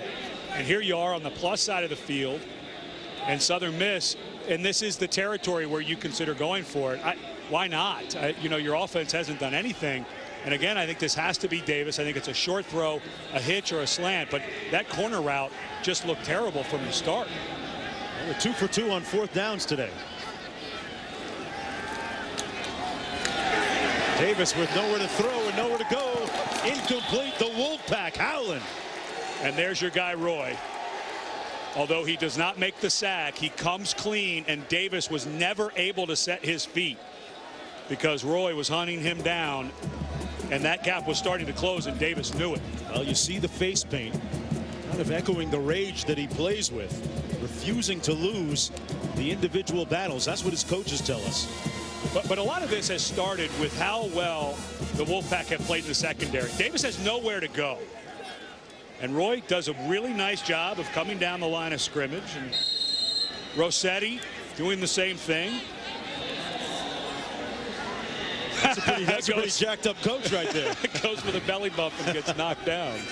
But that defensive staff should be jumping around. They're playing. We're saying a lot about what Southern Miss has done, but there's nobody open quite often for Austin Davis. Jardo high and incomplete. Intended for number 81, Aaron Bradley, who, by the way, has been maybe their best receiver on the field today. Remember, if you're just joining us, Richard Matthews has not played in this ball game because he has been injured. He was injured in the last game of the regular season against Idaho and was scheduled to play. And then we're told that he felt that he wasn't confident enough in the knee to actually go today. And with Matthews out, you already had Shane Anderson out with concussion since November. And Corbin Laux is out with a stress fracture in his foot. So you're down your top 3 receivers. Jardo Steps out of bounds at the 39-yard line. 3rd and long coming up. And just like Nevada had great coverage downfield on that last set of downs, good coverage that time by Southern Miss as Fajardo was rolling to his right. Every receiver was blanketed. A really nice job by Marquise Wheaton staying on his assignment instead of coming off and trying to come up and tackle the quarterback. 3rd and 10 from the 39 for Nevada. And its last game in the Western Athletic Conference. I feel like maybe a draw here. Good catch. Southern Miss off guard. Fajardo brought down and sacked at the 35 by Law. Or Darryl Law. This is a tackle end line stunt. And Law is the man who finds himself coming free. His 8.5 sack of the year. Tackle end around to the inside. And Law does a wonderful job. There's an offensive lineman, Jeff Mead, standing there waiting for him. But that's the type of quickness and athletic ability Law has, and that's why the coaches pushed him so hard to bring up his work ethic. That's pretty good athleticism, making a guy whiff like that. Catch called on the play. Was it touched? It's loose, but was it touched? Nevada says it's their football, and it is. Well, and that's another huge mistake for Southern Miss. Tracy Lampley was back there. Yeah, but Hester might have made the hit. Hester. Yeah. And Hester, remember the young man who had the fumble on the kickoff return with a fair catch. Every team has something that they yell to say to get away. And Hester, as he's going into block, does not know where Lampley has set up. And another mistake by Hester on special teams. I'm not sure where it hit him. It hit his left foot. The team recovered. First down, Nevada. Yeah, that ball hit the left foot of Lampley. So watch as the ball comes through, and just an unfortunate, another error by Southern Miss, and a huge momentum change for Nevada. And you talk about room service. They got the ball at the 14-yard line. Different quarterback in the ball game now. It's Lantrip, and Lantrip, known more for his throwing ability, runs it this time inside the 10, down to about the 9-yard line. So a little change of pace here as Tyler Lantrip, who started the first 3 games of the season, comes in relief of Fajardo. Why do you think that is right here? Well, and I don't think you can put it all on Fajardo. That the offense has been stumbling. They're not getting protection up front. But I think with a young quarterback, the fear may be, and I think it's the right decision. Let's go with the veteran guy, the senior who's been around, because we're in this game. We have some momentum. An interception would be terrible for Nevada. So I like this decision by all. Keeps it again. And brought down from behind by who else? The guy they call the Law. But I don't like the play calling. Lantrip is not the runner that Fajardo is. He's more of a passing quarterback. 2 quarterback runs in a row, and it's obvious Lantrip doesn't quite have the speed of Fajardo. So if you're going to bring your thrower in, you've got to call some throws. You know, Law made life miserable for Case Keenum in that Conference USA title game, and he's doing the same for both Fajardo and Lantrip on this series. 3rd and 8 coming up.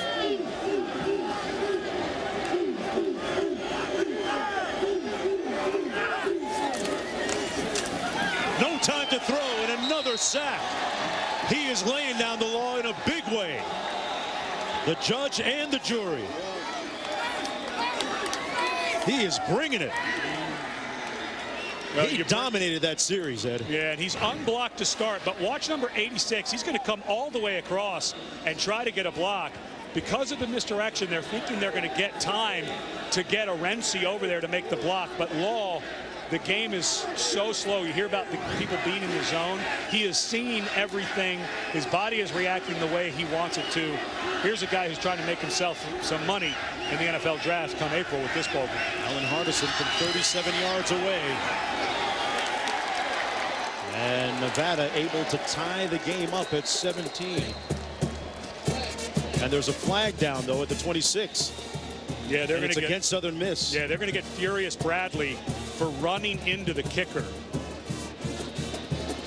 Now the question, it's only a 5-yard penalty if they call the running. Yeah, you can see right there, Eck hold up 5 yards. So I highly doubt that Chris Ault will take these 3 points off the board because it'd still be 4th and 10.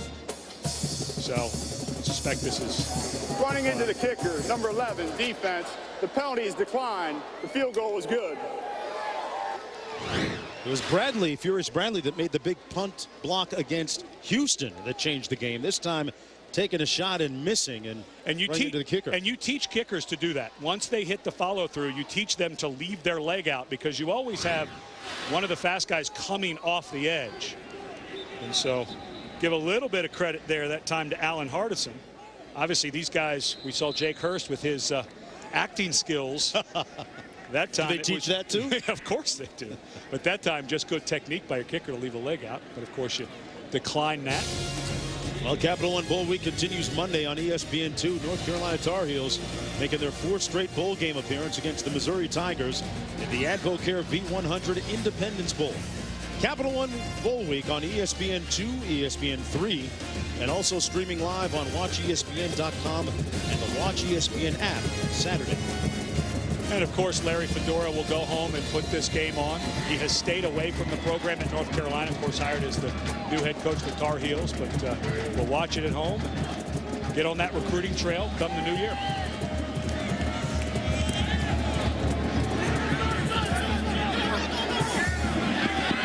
This is Hester, who had a good kickoff return earlier, albeit fumbled. This time out to the 31-yard line. What do you make of Larry Fedora, the head coach on the sidelines today for Southern Miss? After today, the head coach for North Carolina. How does he fit at North Carolina? You hear whispers about that program being a sleeping giant. It was roaring when Mack Brown had it. Here, yeah, and give Mack Brown credit. He was winning 10, 11 games, and that was back when Florida State was at their complete peak. And talking to Fedora, he said the entire athletic department is a top 10 athletic department. We'd like to get the football team there, but remember the NCAA is hanging out there. And do not try to compare North Carolina to what just happened to Ohio State because there's potential academic fraud, which could look at a bigger penalty for North Carolina than Ohio State was just handed down. This is Johnson on the run, close to the first down. Nice run that time by Desmond Johnson. They give him the first down with 2:32 to go. And boy, that's got to be tricky when you talk about Fedora admitting to us that part of the job right now, he's putting together another staff while he's coaching with this one. That was the longest play we saw previously, and this one is Johnson. You know you're having a tough day when the longest run is by your punter. And that was on the fake from his own end zone when Ratman took off for the first down. But it's a rough day. You know, if I'm a North Carolina fan and I'm watching this game, I'm saying, where's that great offense that we expect to get to Chapel Hill? They have one. Just let's not take away from Nevada how well they've played defensively. Johnson into the boundary and comes up a couple yards short of the first down. Third down and about 2 or 3 to go. And this, to me, if you're being aggressive as a coach and as a play caller, you're right at midfield. You're in that area where if it's 4th and short, you might go for it. So I think this could be an aggressive play call for Fedora and his offensive coordinator, Blake Anderson. Under a minute and a half to go in the third quarter. Maybe you get a play fake to Woodyard, the running back. See if you can't take one over the top.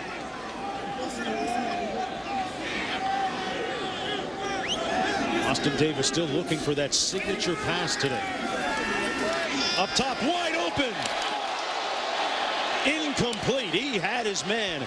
Woodyard gotten in behind, and if that's thrown right, that's 6 points. Well, this is what is called a wheel route by the running back. It's a out and up. And watch Woodyard was clear, wide open, walks in for the end zone if this ball is not overthrown. And Austin Davis just has not been himself today. He just has not quite been as accurate and efficient as he's been throughout his career.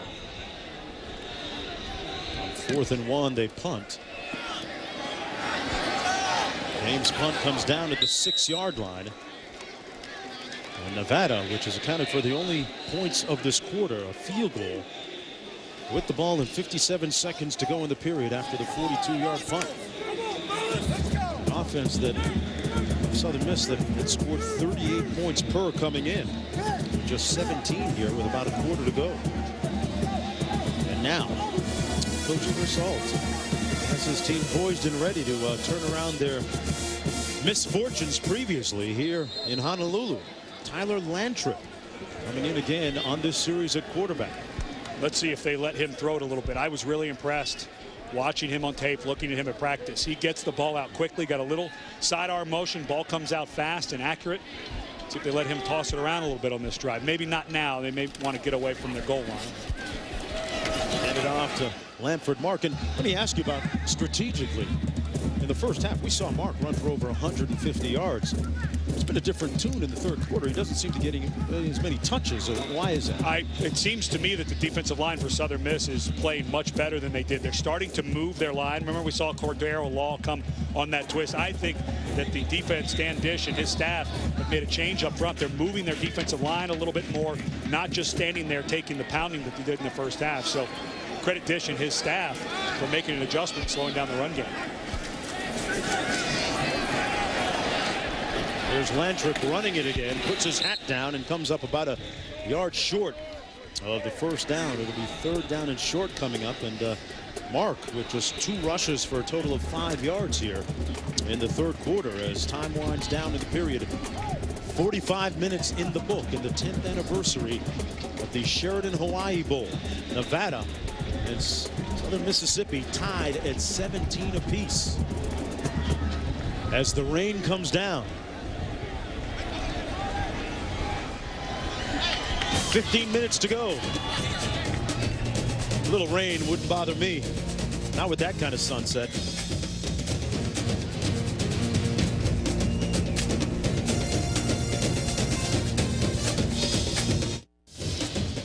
Welcome back, everyone, to Honolulu. Time now to take a look at our Vonage game summary. Well, for Nevada in the second half, have not been able to get the running game going at all. Made a change at quarterback, although they're still running the ball quite a bit with Lantrip in there. But Cordero Law has taken this game over. He has been unbelievable here in the second half. They're moving him around. They're allowing him to use his athleticism. And it seems to me like he may be in the head of the Wolfpack at the moment. Let's go downstairs to Jessica. What's the vibe on the sidelines from Southern Miss? Well, standing behind their bench, there's been about 3 or 4 different coaches that have said, hey, you guys, we need enthusiasm. That is the key to winning this game. We get enthusiasm, we win. The reaction, frustration. There's definitely a lack of emotion on the sideline. See how they respond with 15 minutes to play. Nice tackle there by Ronnie Thornton. Probably enough to get the first down, or was it? Fourth down coming up. It's going to be close, but he looks like he's a little bit short. And I think you punt this. I do not. You're too deep. Southern Miss offensively has not been good the entire ball game. Don't get risky here.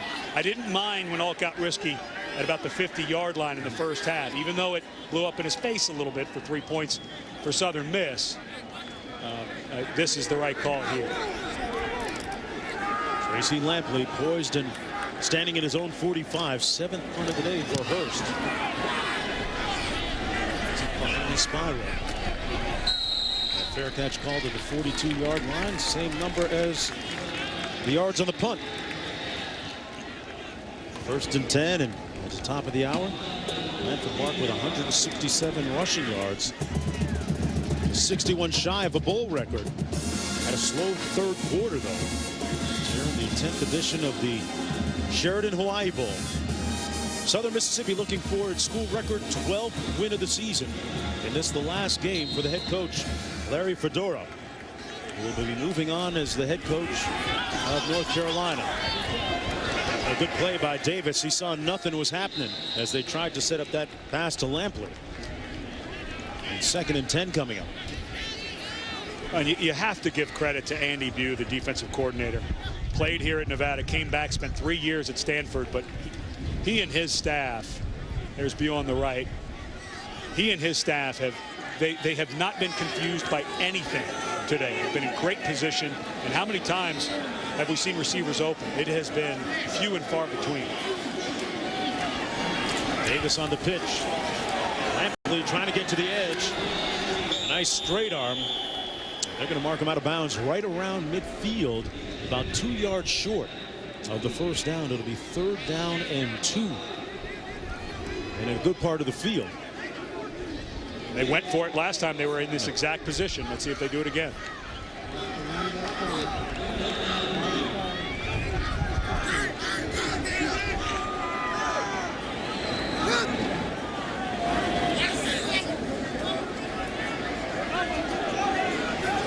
Ten on the play clock.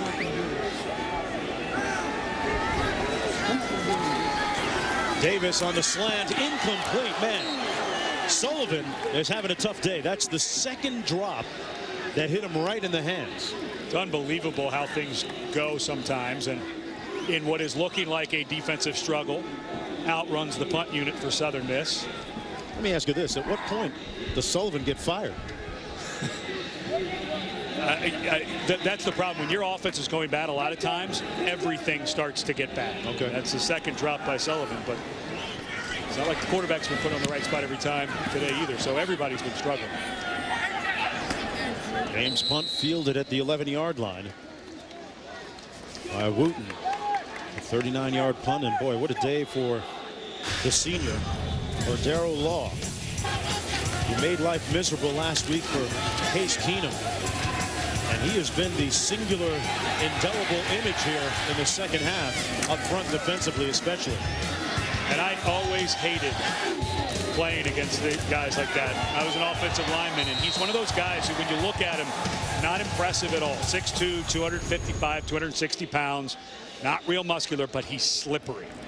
And when you go to put your hands on him, we saw him make needs miss.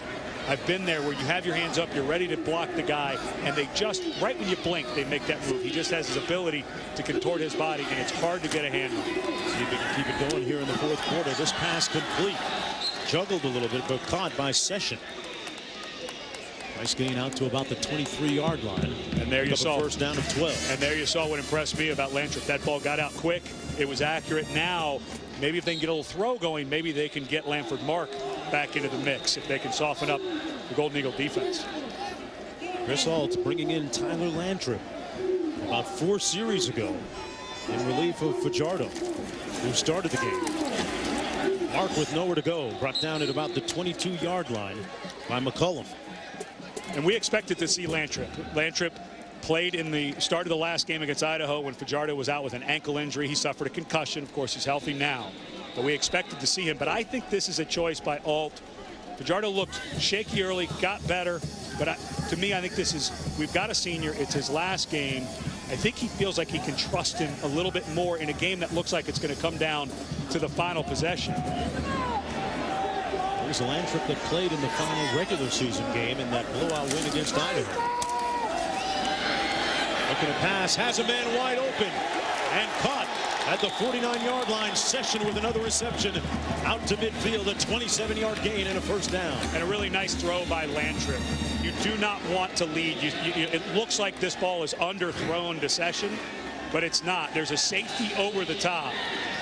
And you just got to drop this in. You're not going to get much more of a gain than you do. The safety's coming over to that position, but that was a nice throw by Lantrip. Even though it looks a little underthrown, that's the right throw on that route.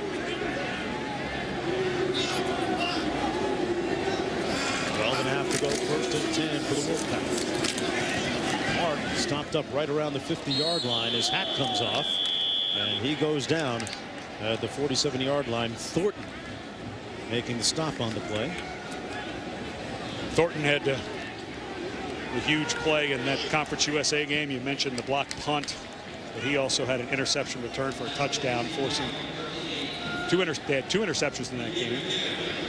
Case Keenum had come into the game with only 3 interceptions on the entire year, so a pretty good defensive effort. Second down and 9.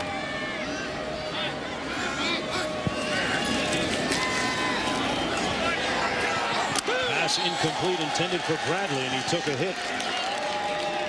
Hendrick Presley coming up, and it's quickly 3rd and 9. And now we get to see Lantrip in that arm. Down in distance where receivers have to, and for Southern Miss, We have not seen a lot of blitzes called by Dan Dish. Has not had to because Law and those guys getting some pressure. So you're thinking coverage here.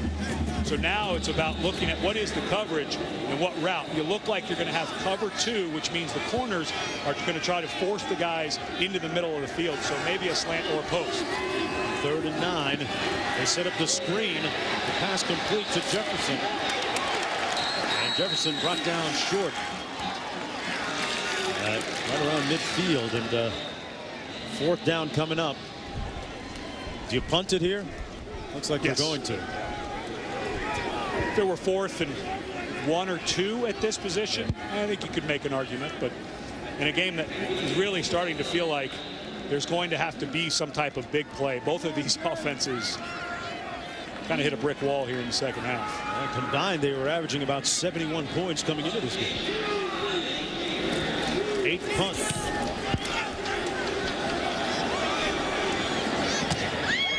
And Hurst, let's see where they mark this one. They mark it right nice around kick. the 10-yard line. Good angle kick by Hurst. 40-yard punt by Jake Hurst. Southern Mississippi 90 yards away when we come back to Honolulu, looking for that school record 12th win.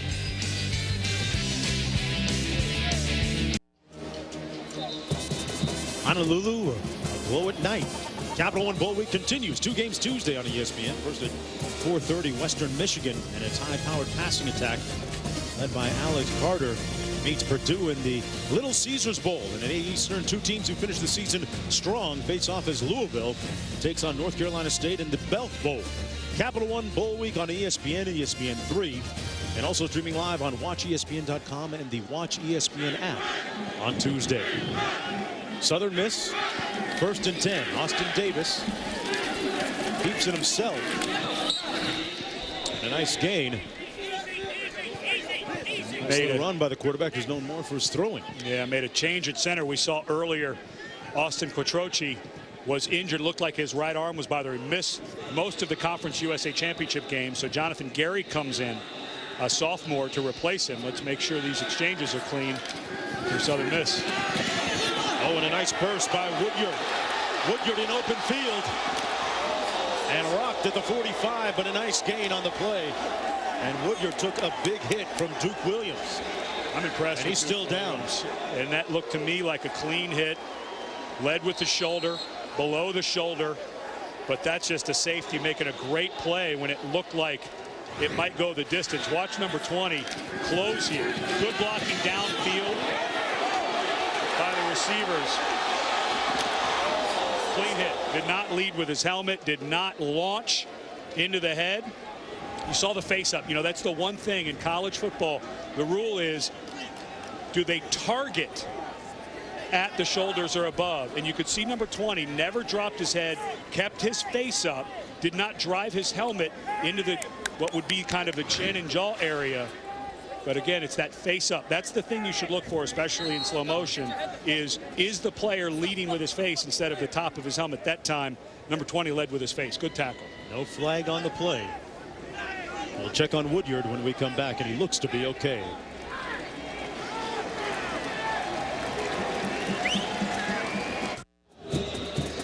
Welcome back, everyone. Though they're working on the left leg of Jamal Woodyard of Southern Mississippi. I said he was okay with respect to, doesn't look like a concussion. They're working on the leg. But watch his left leg as he plants right there on the 5. Did you see it wiggle? You can see him starting to come up. So it had nothing to do with the nice hit by Duke Williams. It looked like that left knee structurally may have been damaged when he planted to make a cut right there on the 5 of the 50-yard line. Yeah, Jessica Mendoza down on the sidelines. We're going to get some information from her shortly. 1st down and 10. That was a nice 41-yard gallop. The longest of the day for Southern Miss. That pass incomplete and broken up nicely by Khalid Wooten. Intended for Denny Sullivan. I'd give quarterback Austin Davis credit. He keeps going back to Sullivan, who's had troubles with 2 drops today. And that one was good defense. Take nothing away from Khalid Wooten. He was right there. But if he's out there, you got to go to him if he's open. You sense that these teams have upped the level of intensity here in the last several minutes. 2nd and 10. Davis takes off and is brought down at the 46-yard line. Good tackle on the play by Johnson. A 6'2 senior. It's a 3rd and long coming up. He has good range. I can see why he's been invited to play in the Senior Bowl. James Michael Johnson, when you watch him from that middle linebacker spot, he closes well, he reads well, he's got good size, he's plenty big enough to play at the next level. This guy's going to get a nice hard look. He's going to get worked really hard at that Senior Bowl. That is no joke. That's not a vacation. 3rd and 12. Davis has missed his last 7 passes in a row. Completes this one. Good move in space by Lampley, but not enough. Short of the 1st down, on the very fringes of field goal range. What do you do here, Ed, after the 8-yard gain? Well, when we talk to the coaches, this is within Ratman's range. Anything inside of about 45 yards, they feel pretty good. He's hit the ball well all day. He's had plenty of distance. I'm a little surprised by this. I think you kick this field goal. He's had plenty of distance. Why not try it instead of punting it away? I'm shocked they're not trying a field goal here. Try and pin him deep, but unfortunately this one goes into the end zone. 39 yards. It'll come back out to the 20. And Jessica, what's the word on Jamal Woodyard? Well, it's not looking good. They did some ACL and MCL ligament tests on his left knee, and they told me he's clearly out for the rest of the game. He will not return. You saw the left knee buckle there, and then he took the hit afterwards. Yeah, and then the left knee, I think, buckled again on the hit by Duke Williams. Again, a clean, good hit by Williams. It was the plant before the hit that I think may have caused the injury. And then as Woodyard went to plant again as he was getting hit, I suspect that it may have caused more damage because of all the energy coming from Duke Williams. 10, Nevada, 80 yards away.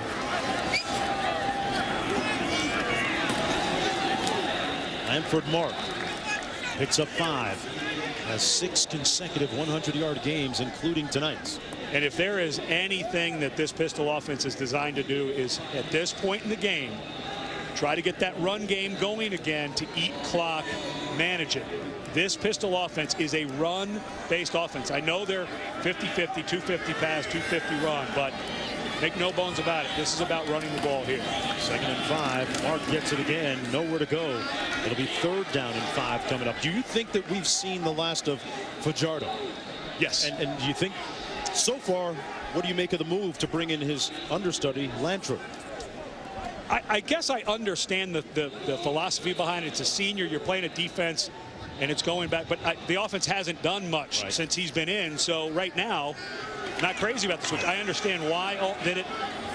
But as of this moment, the offense hasn't done much at all. So still plenty of time to go, though. 7:40 left in the 4th. Little blitz coming. Lantrip incomplete, intended for Bradley, and he was in scramble mode from the very beginning as Kyrie Thornton, a.k.a. the Beast, and the Law were laying it down on him. And it's 4th and 5. What a great call by Dan Dish.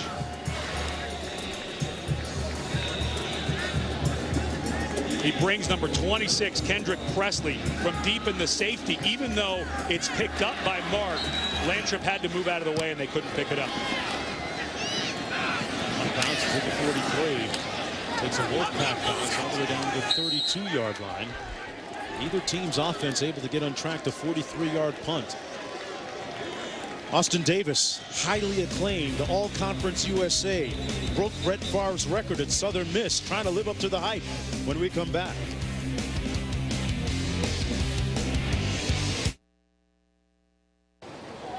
ESPN College Football, the Sheraton Hawai'i Bowl, is brought to you by Sheraton Hotels. Life is better when shared. The GMC Sierra, now during the GMC Holiday event. Trade up to the best Sierra ever and get some of the best offers of the year. And American Airlines, traveled over 250 cities in 40 countries on American Airlines.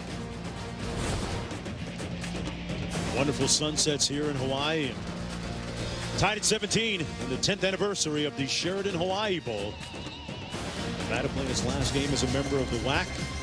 against Conference USA's Southern Miss. This week on Monday Night Football, Falcons taking on the Saints, 8:30 Eastern Time on ESPN. Coverage begins at 7 with Monday Night Countdown served by Applebee's. A great matchup. 1st and 10 for the Golden Eagles, and a little premature movement. Yeah, Jonathan Gary in there for the injured Austin Kotrochi. Snap infraction, offense, number 78, 5-yard penalty, first down. He moved before he snapped the ball, which is obviously a number. You know, I think this is a good example of when you give defenses a long time to prepare. It's almost, you know, people talk about Georgia Tech and how hard they are to defend. Both these teams run offenses that are hard to defend, but with extra practice, as soon as finals are over, players can watch more film, they have more time. But I think both of these defenses deserve a lot of credit. The offenses have not been great, but I think a lot of it is these defenses have been so well prepared, played so physically, has a lot to do with this score. This is Lampley, nowhere to go. Lampley was the MVP of that Conference USA championship game, the upset against Houston. But tonight, these teams with that's mind-blowing. Fewer first downs than punts. That's mind-blowing. When you talk about 2 of the top 20 offenses in the country, 2 of 14 teams that average over 200 yards passing and rushing, almost perfectly balanced both these clubs, to be tied at 17, just over 7 minutes left, and more punts than first down. Never would have guessed that for the Sheraton Hawai'i. Davis rifles it complete, and he hangs onto it. Sullivan in open space. They kept going back to him despite the 2 drops, and he repays their faith with a big play. Well, and Isaiah Fry took the chance of trying to knock this away, but gets there just a click late. And Dominique Sullivan, because of the gamble by Fry, you tell defensive backs, if you're going to go for the ball, try to go through at least a piece of the receiver. So if you don't get it, you either knock him off of his run or you knock him down. That time Fry didn't need it. 42-yard gain. Davis looking to throw it downfield and overshoots an open man. Incomplete. Quentin Pierce. Another opportunity falling by the wayside for Davis. And there was James Michael Johnson again coming from his linebacker spot. I'm really impressed with Johnson for Nevada. That was wide open, and the reason that Austin Davis couldn't wait to throw that ball is because of the speed of Johnson. Comes off the edge. He can really run, and it doesn't look like much, but because Davis knows he's there, he has to throw it earlier than he wants. Felt that heat coming. 2nd down and 10. Mark that down as a hurry. Sullivan split to the bottom of your screen, made the big 42-yard gain a moment ago.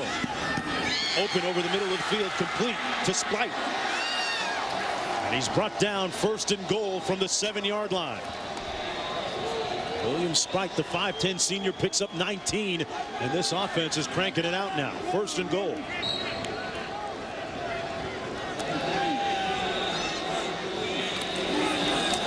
The handoff to Johnson. Breaks a couple of tackles inside the 5 to about the 3. And it's 2nd and goal now. Actually, they get another 1st down. And this is where, if you study Southern Miss, this is where they love the run action pass. Because they make no mistakes about it. It is a spread, but they run the ball very well. And watching them throughout the year and watching them on tape and in practice, they love the run action pass at exactly this spot. Johnson, the lone back. Sullivan split to the top of your screen. He's their tallest receiver. Because of the spread, no safety in that end zone. Davis into the end zone. Incomplete. Intended for Ballantyne. Well, they had it. Ballantyne ran a great route with the best hands on the team. He runs a corner. Ball was thrown just a little bit flat. You want more air on this ball so that the receiver has time to make an adjustment, but just slightly overthrown and a little too flat. That's about the 3rd or 4th overthrow we've seen today from Davis, and you have to continue to ask about the wind. In fairness to Davis on that one, Ballantyne did stumble a little bit out of his cut. So you have to take all of those into consideration when talking about the accuracy of the quarterback. 3rd and goal. Plenty of time. Touchdown. Bolden.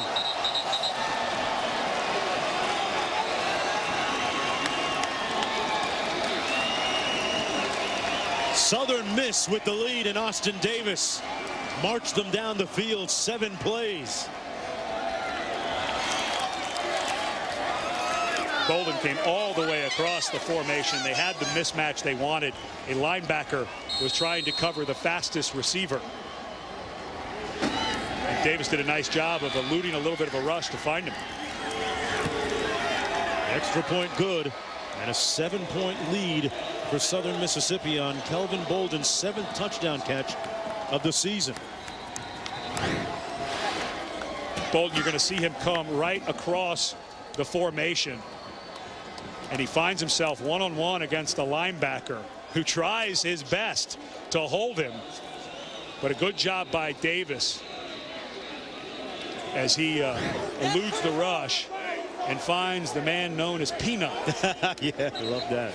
You know, he initially committed to Mississippi State and then changed his mind. He said, hey, I wanted to win a championship, and Southern Mississippi had a reputation for doing just that in their conference. Has his mom and dad here, already has his degree. You know, and you talk about a guy choosing Southern Miss over Mississippi State. This is a great program. 18 years in a row they have had a winning record. Florida, Florida State, and Virginia Tech are the only schools that have more consecutive winning seasons. Of course, Florida's may end if they can't beat Ohio State this year in the Tax Slayer Gator Bowl. But Larry Fedora took over for Jeff Bauer, who had a wonderful run as a head coach. A lot of people wondered about that change when Fedora came in. And now the keys will be turned over to Ellis Johnson. But this has been a program through time that has played some top ball. Ellis Johnson, the now former defensive coordinator for Steve Spurrier in South Carolina. 59-year-old will take over after the game. 5:48 to go. Southern Mississippi now on the brink of the school record 12th victory. Just 2 defeats. As the rain comes down a little bit stronger here. Brock on the return. And Kendall Brock weaves his way out to the 23-yard line. And for me, if I'm Chris Ault, it's almost like you've been playing with fire with this Southern Miss. So I think it's 4-down territory for them. Kind of this whole drive, actually. Big time changing of the guard, meanwhile, back with Southern Miss. When you talk about not only what we talked with Larry Fedora leaving for North Carolina, Richard Giannini, the athletic director, retiring after 13 years. And those two, Fedora and him, had a very special relationship. And that factored into the fact that, hey, he wanted to stay, Fedora did, and finish the job for the bowl game. And for Ellis Johnson, a little bit of a wrinkle getting hired with an outgoing athletic director. It's always nice to have the guy down the hall from you be the guy who hired you. Let's see if Lantrip can get this offense on track. That pass complete to Bradley. Bradley's been their most impressive receiver today. 9 yards. It'll be 2nd down and short coming up. Well, Kaepernick's not here anymore, but they do have 36 come from behind wins, 2 of them coming this year. Kaepernick now with the San Francisco 49ers, 2nd-round pick, led them to a great year last year, just 1 loss. A big win against Boise State. 2nd and 1 coming up. Mark gashes the front and gets the 1st down. Presley making the stop. An 11-yard gain, though, by Lamford Mark. As much as Nevada has been running the ball between the tackles, I'd like to see something with a little reverse or something that tries to get some speed out on the edge. They've allowed Southern Miss to really focus on kind of the middle of that defense in the run game. See if they can get some stress on the outside on some type of fly speed reverse.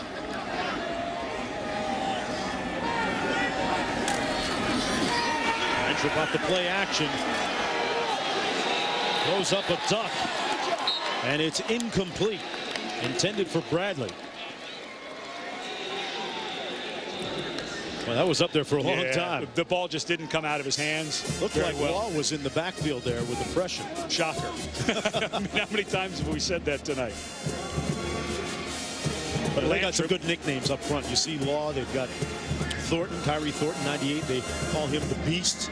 They've got Terrence Pope. They call him the Pope. Well, those aren't very creative. I just go by the Cunningham, I guess. Come on, the Jones, call the play. Lantrip Overthrows his receiver, who was wide open, Joe Huber. And in a blink, it's 3rd down and 10. Nevada with 2 timeouts remaining, and maybe working against the clock. Yeah, to me, again, I think you're in 4-down territory. You're playing with fire with this Southern Miss offense. They came out, they went right down the field, scored 7. So with 4:30 and change left at 3rd down, you know, you're thinking of something. Obviously, you want the first, but your quarterback needs to know 7-8 yards is a pretty good play right here, because we're likely going for it on 4th.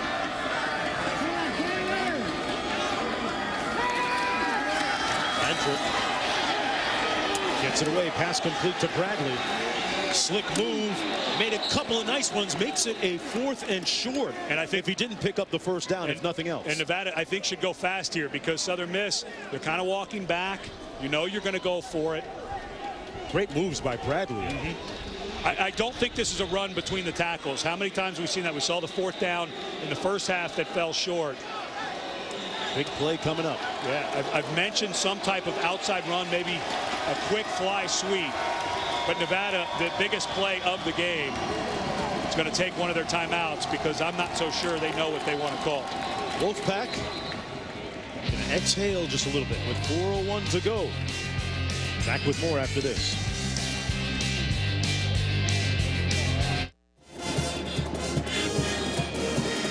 Welcome back, everyone, to Honolulu. Just a reminder, for more coverage at the end of our game, log on to ESPN3 for the trophy presentation here on the Hawaiian Airlines field at Aloha Stadium.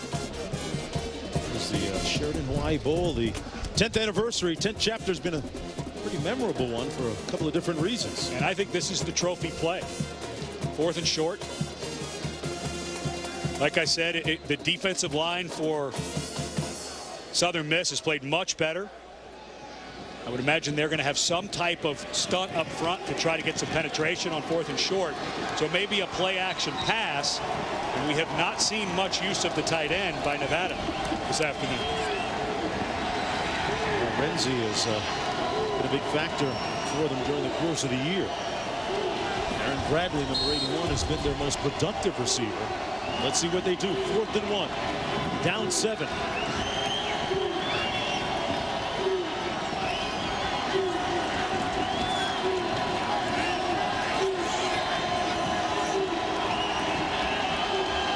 Renzi in motion. They run it and get stuffed at midfield. Kyrie Thornton stops Lamford Mark. And the defense for Larry Fedora says, Coach, there's your going away present. Well, they have not done anything in the middle today. Really surprised by this call. But watch the penetration by Thornton. He split between the left guard and the center. He splits the double team and pushes the center back into the running back. This has been a theme since about midway through the 2nd quarter. I am shocked that Chris Alt called another run play between the tackles. It has not worked very much, and it hasn't worked twice now on 4th and short. Well, that Southern Miss secondary gets a lot of the hype, a lot of the highlights, but the guys in the trenches came up big that time. 1st down and 10. Nevada with 1 timeout remaining. Davis with the bootleg. Complete to Lampley. Lampley pushed out of bounds at about the 39-yard line. Still running. And I think you're looking at 340 and saying, why are they throwing the ball? Well, they haven't had much success at all running it today. The only thing that they've had success really was that last drive when they let Davis move around and throw it. So I like the aggressive play call by Southern Miss. Let's move the chains, burn the clock, and try to get out of here with a win, because we haven't been able to run it. So we're probably not going to be able to eat the rest of the clock with just the run game.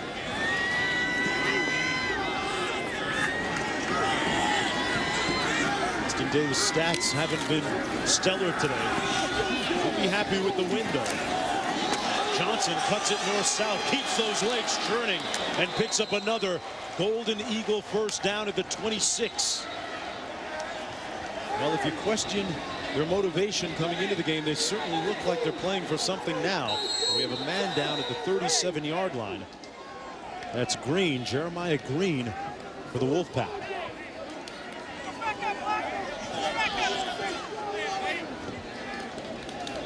They put pressure on that left leg. And that's a tough loss. Strong side linebacker Green's had a nice season. But because with where the game is, you start losing guys on that front seven. Bring in a guy who has not been on the field much. And you would suspect that Larry Fedora and Blake Anderson, his offensive coordinator, may be talking about, hey, let's find out who the new guy is and run right at him.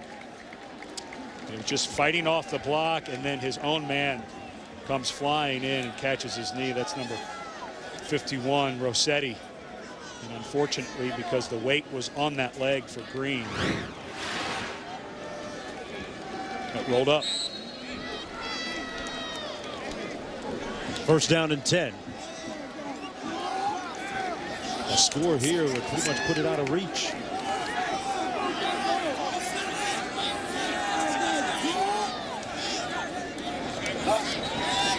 Johnson beside Davis.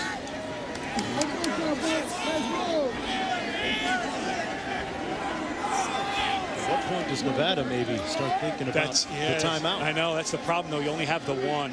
You know, I think you wait till a second or third down before you use it. Johnson takes the handoff and battles his way to about the 25-yard line.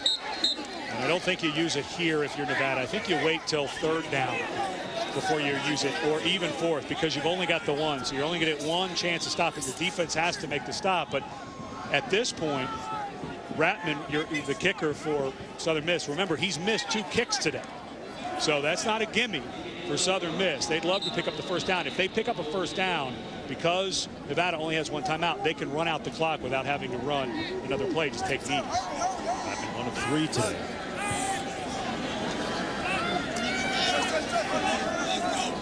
Clock really in favor of Southern Miss right now. Johnson on the toss. Going to stay in bounds and stay on his feet, too. Hey, why not? All the way down to the 16-yard line, about a yard short of the first down, or right at the stripe. They're going to give him the first down, actually. He got it. And this ball game with 1 timeout, Southern Miss, why would they take a timeout here? Excuse me.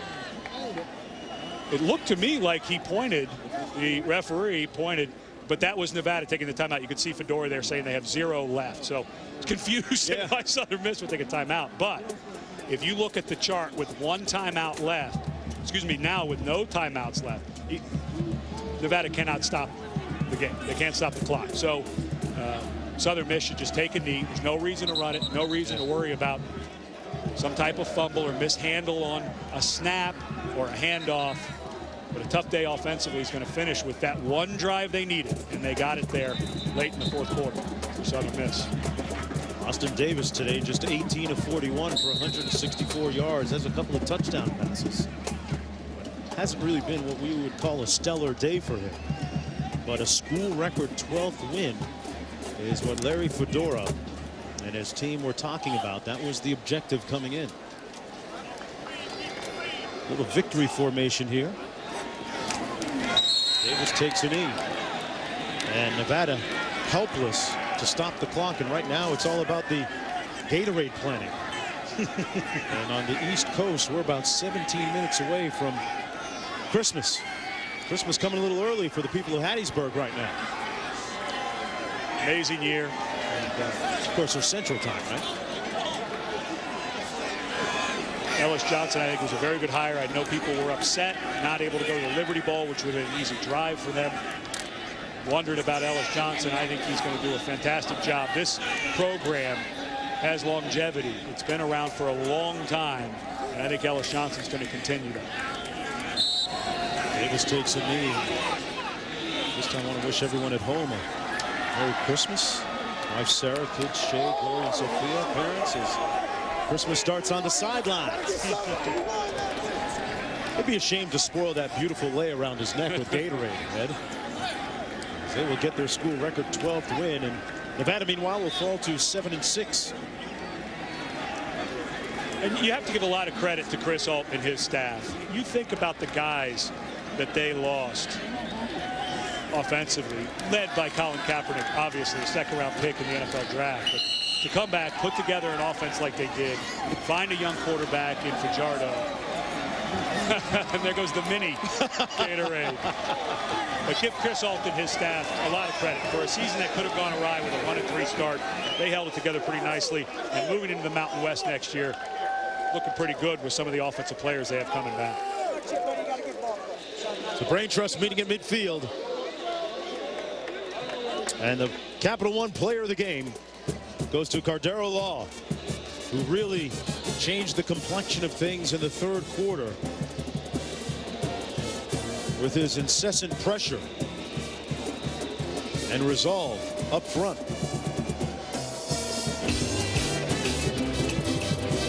Once again, our final score from Aloha Stadium, 24-17.